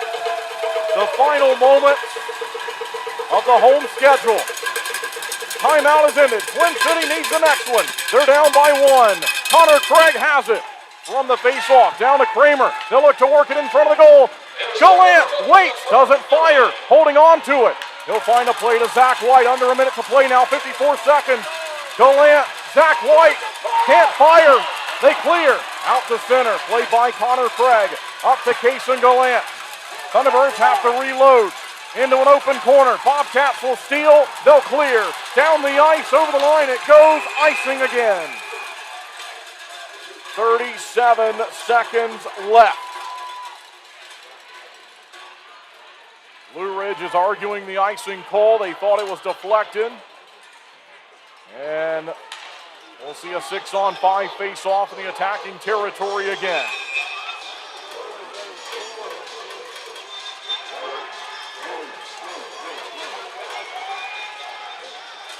A late change from the Bobcats. Down it goes, face-off. They'll look for it, tie up, back and forth. They battle for it. Half a minute left. Held onside. Kramer, he'll look to go in front of the goal here. He does. There it is, right on goal, and goes wide. Diving is White, trying to prevent the clear. Johansson across the zone. The shot in on goal. Hussey makes the save. 15 seconds left. Zach White up to Connor Craig. Gives it in the corner. 10 seconds left. Behind the goal line it goes in the final seconds here on home ice this season. They'll look to center it. Craig shooting it. That's it. Blue Ridge wins.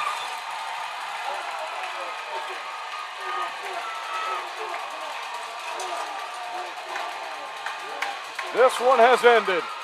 4-3 is the final score tonight. Each team had 43 shots on goal. Blue Ridge will win for the 10th time in a row. Goaltender Greg Hussey improves to 6-0 on the season.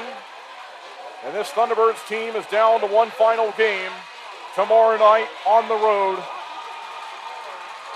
But they will salute their fans here on home ice for the final time this season.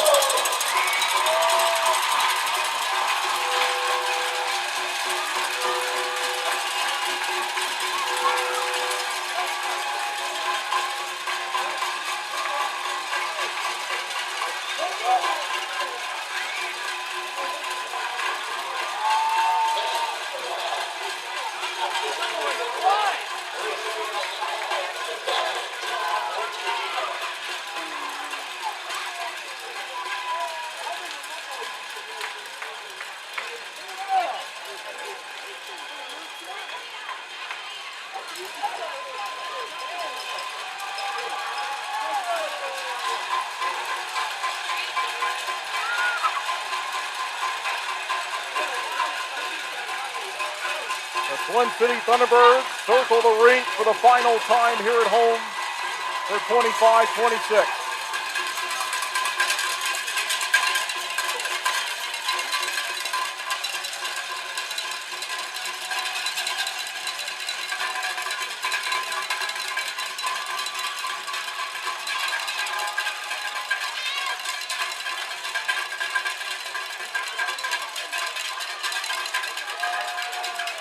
And let's go down to a live interview from the captain, John Butita.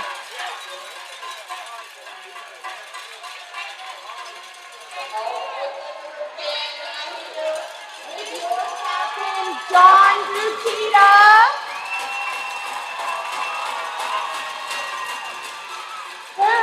It's fan appreciation night and the final home game of the season. What do you want to say to this incredible crowd? Well, I just want to say thank you for the last 6.5 years. It's been an honor. I love you guys. You guys are the best fans in the league.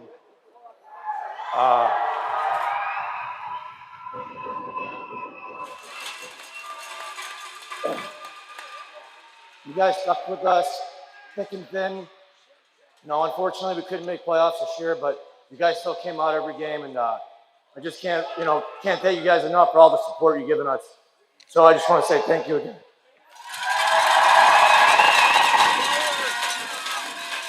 All right, everybody, give it up for your Twin City Thunderbirds and John Butita.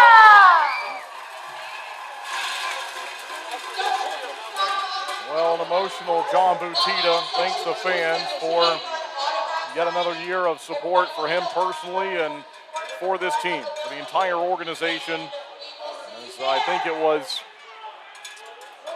only right for Boots to give us the final interview there on home ice this season, and did a great job thanking the fans. You can hear how emotional he was in his voice, and has been, as Coach Harry said in the Coach Harry Show back at Earl's earlier this week, just a tremendous ambassador for this team, the organization, the community, and unfortunate way to end it with a one-goal loss at 4-3, but very nice words there from the captain to sign off. And has also been a assistant coach, player assistant coach during the time recently in his 7th year. You heard him say 6.5. And we'll come back and talk about this one here for the post-game show after this one. But tough way to end the season here on home ice. But we'll see if the Thunderbirds, as I mentioned, they've got one last chance to go out and try to get a win tomorrow night. And so we'll see if they can do that together on the road at Hitachi Energy Arena. But they drop this one. The final score is 4-3.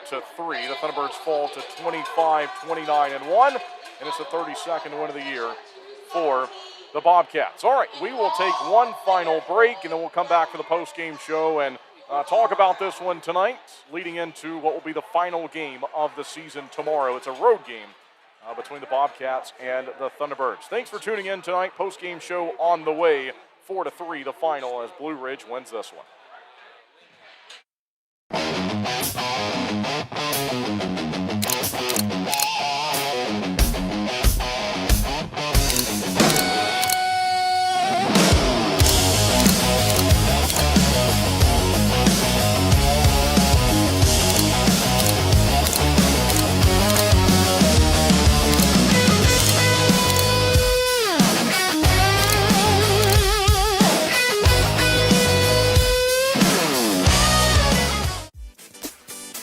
Flow Cadillac is a proud sponsor of the Thunderbirds. Visit 1400 South Stratford Road for a free test drive. Or go online to flowcadillac.com to schedule a sales or service appointment.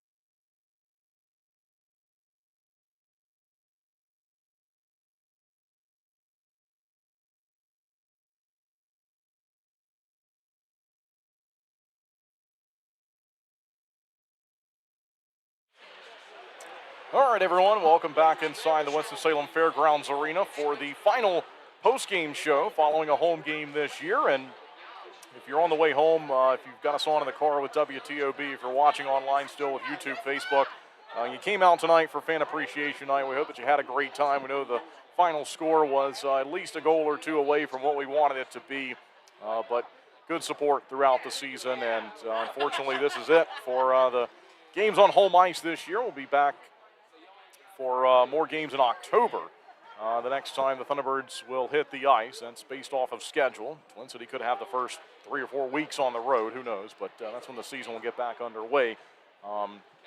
They've got the team photo up on the scoreboard here. That's to our left, and that's the same picture that everyone got. The fans got the team photo posters. Free giveaway at the door tonight.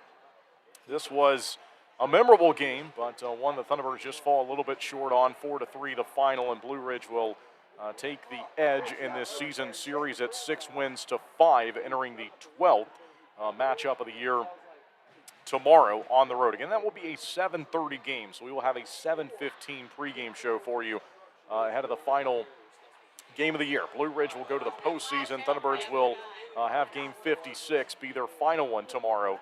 Again, in this loss, they dropped to 25-29-1, and Blue Ridge improves to 32-2-3. So here's how we got here, the recap for tonight's game. We go back to the Pine Tree Tavern first period, and a great way to start. Roman Kramer with his team leading 27th of the year. Zach White also with 27, and he factored in on the goal there. But it's Roman Kramer, even strength scoring play from Matt Garcia and Zach White at 13:46 of the Pine Tree Tavern first period. Danny Martin strikes, though, for the Bobcats to tie it at 1. Carson Gallagher and Denver Craig each collect an assist on the scoring play. We've got a 1-1 game after 1. 2 even strength scoring plays, 1 for each team. And Twin City outshot Blue Ridge at 18-14. During the opening 20 minutes of tonight's game. We go to the second period. Jordan Rosenbaum gave Blue Ridge the lead with a goal to make it 2-1. Denver Craig on the assist at 3:33. So just over 3.5 minutes there into the second period. It's a 2-1 lead. Thunderbirds fight back, though. They tie the game with a massive goal from Connor Craig, Jan Salak, Yuri Pastuka on the assist. And then it's Jan Salak from the captain, John Butita. As it turns out, that's the scoring information on what was the Thunderbirds' final play in terms of a scoring play on home ice this season. So at 8:03 of the second period, Jan Salak scores goal number 20 of the season, goal number 165 of his career. John Butita with assist number 226, point number 352 on that scoring play at 8:03. Of the second period. So again, Jan Salak and John Butita. We heard from John Butita, the captain, to thank the fans here. You could hear that he was quite emotional there signing off to this crowd, and that's a player who I don't expect, that he didn't expect to be back this season. He gave it another year, and we'll see what happens with him, but that very well could have been the final game that he played here on home ice. The same goes for Jan Salak there, who factored in on that goal. Several players that have been around for a long time, and I was giving a lot of historical information in terms of career stats during the broadcast tonight for some of the players who may have been skating in their final home game. And that's up to them to tell their story, and if they decide to announce anything later on, stay tuned to their social media channels. I mentioned earlier that Butita had announced that he was not going to return for another season, and he did. So things can change, plans can change. But we certainly know, without a doubt, that some of these players have played their final home game of their career here at the Winston-Salem Fairgrounds Arena. They had a special entrance today with every player being announced, and John Butita was left to be the final one to take the ice, and then he's sort of the final one to sign off there from the captain. And again, a nice honor to him. Nice that the team and the organization thought to do that. So, as I mentioned, there's one more chance to go out and get a win tomorrow night. But Salak scores that final goal on home ice this season for the Thunderbirds at 8:03 of the second period. John Butita assisted. And then the final goal of the second period was Denver Craig, 11:35, the time of his even strength scoring play. So after 2 periods, tie game 3-3. Blue Ridge outshot Twin City at 12-11 in the second period. The only goal scored in the third period tonight was Carson Gallagher from Danny Martin. And 13:08 is the time of the game-winning goal, netted by Carson Gallagher of the Blue Ridge Bobcats as they win 10 in a row. And Thunderbirds will look to cool them off tomorrow before the Bobcats go into the playoffs. Shots on goal there in the final period was 17-14, favoring Blue Ridge. It's a 4-3 score. Each team had 43 shots on goal this evening. And so the Thunderbirds drop the game tonight, and we'll move on to tomorrow. But before we do, we'll have a look at the out-of-town scoreboard report as we always do before we go off the air. We'll take one final check at what we see from around the league. Athens is in a battle with Monroe for the top position in the Continental Division standings. The Rock Lobsters have a 1-goal lead on the road over the Moccasins in the third period. Baton Rouge has a 3-goal lead on home ice over Biloxi tonight. Topeka's leading Indiana 4-2. Columbus came back from behind and defeated PD in a wild one, 7-6 in overtime. That one was back and forth. Ice Cats had multiple goal lead, and 7-6 the final in that one in overtime. I mentioned that Thunderbirds were 4-4-5, but they were 4-1 in the overtime this season. They only dropped one. That was to Columbus on the road, the only time they lost a game in overtime this season. Otherwise, they were perfect. But Columbus beats PD there in overtime, 7-6 the final. Danbury trying to come back on Binghamton. It's 4-3 in the third period. With the Black Bears still in front. Port Huron is leading Watertown by 7 goals at 9-2.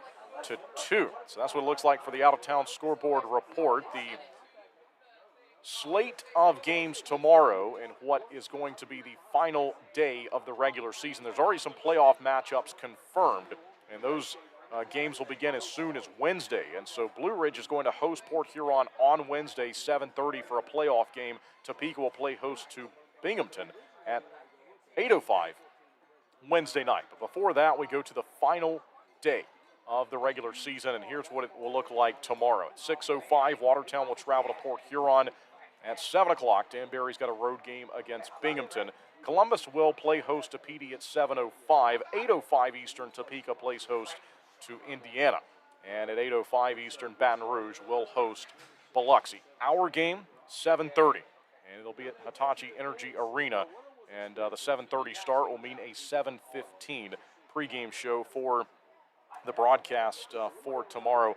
There'll be plenty of people to thank tomorrow night for the final broadcast of the season. But as this has been the final home game, I'd like to thank 3 members of my production staff up here who have really helped me out all through the home schedule this season. Luke Fellner, Rachel Parsons, and Kay Irwin, who have been a gigantic help to the home broadcast this year. This is not an easy production to put on, and they have been very, very helpful this year. They've done a great job, and they've worked their final home game of the season. It's just me solo on the road, but I've got several helping out on home ice, filming the game, running the video board, also helping with production and things of that nature. So I'd like to say thanks to them. And really appreciate the support and the help from them all year long here for the home games. And I'd like to thank the fans. We've got some more things to talk about here, but I wanted to get that one out of the way. We've got season ticket renewals that are going on right now. I mentioned this during the pregame show. If you'd like to renew your season tickets, we hope that you will.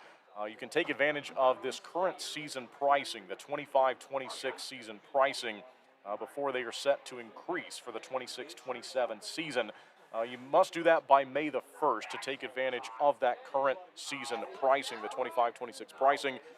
Email Joe Cangelosi, jcangelosi@tcbirds.com for more information there. You can also go to TwinCityThunderbirds.com, go up to the top to tickets. There's a drop down that says season tickets, and that's where you can find the information as the renewal process is underway. The new season ticket holder sign up is not yet available, as they will have to go through the renewal process.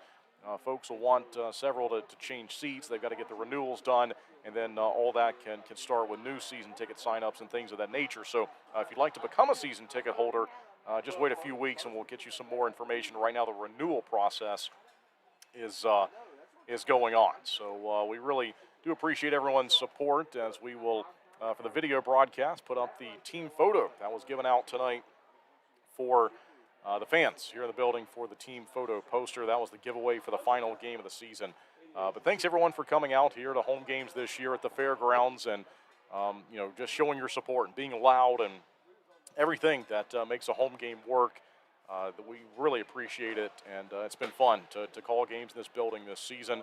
We're going to have one more tomorrow night. So as I continue to mention, this team will have one more chance to go out and finish the year on a high note by winning a game, and now looking to stop a 10-game winning streak of the Blue Ridge Bobcats that they will skate into home ice with tomorrow. Again, 7:30 is the time of the puck drop, and we'll be on the air with you for a 7:15 pregame show.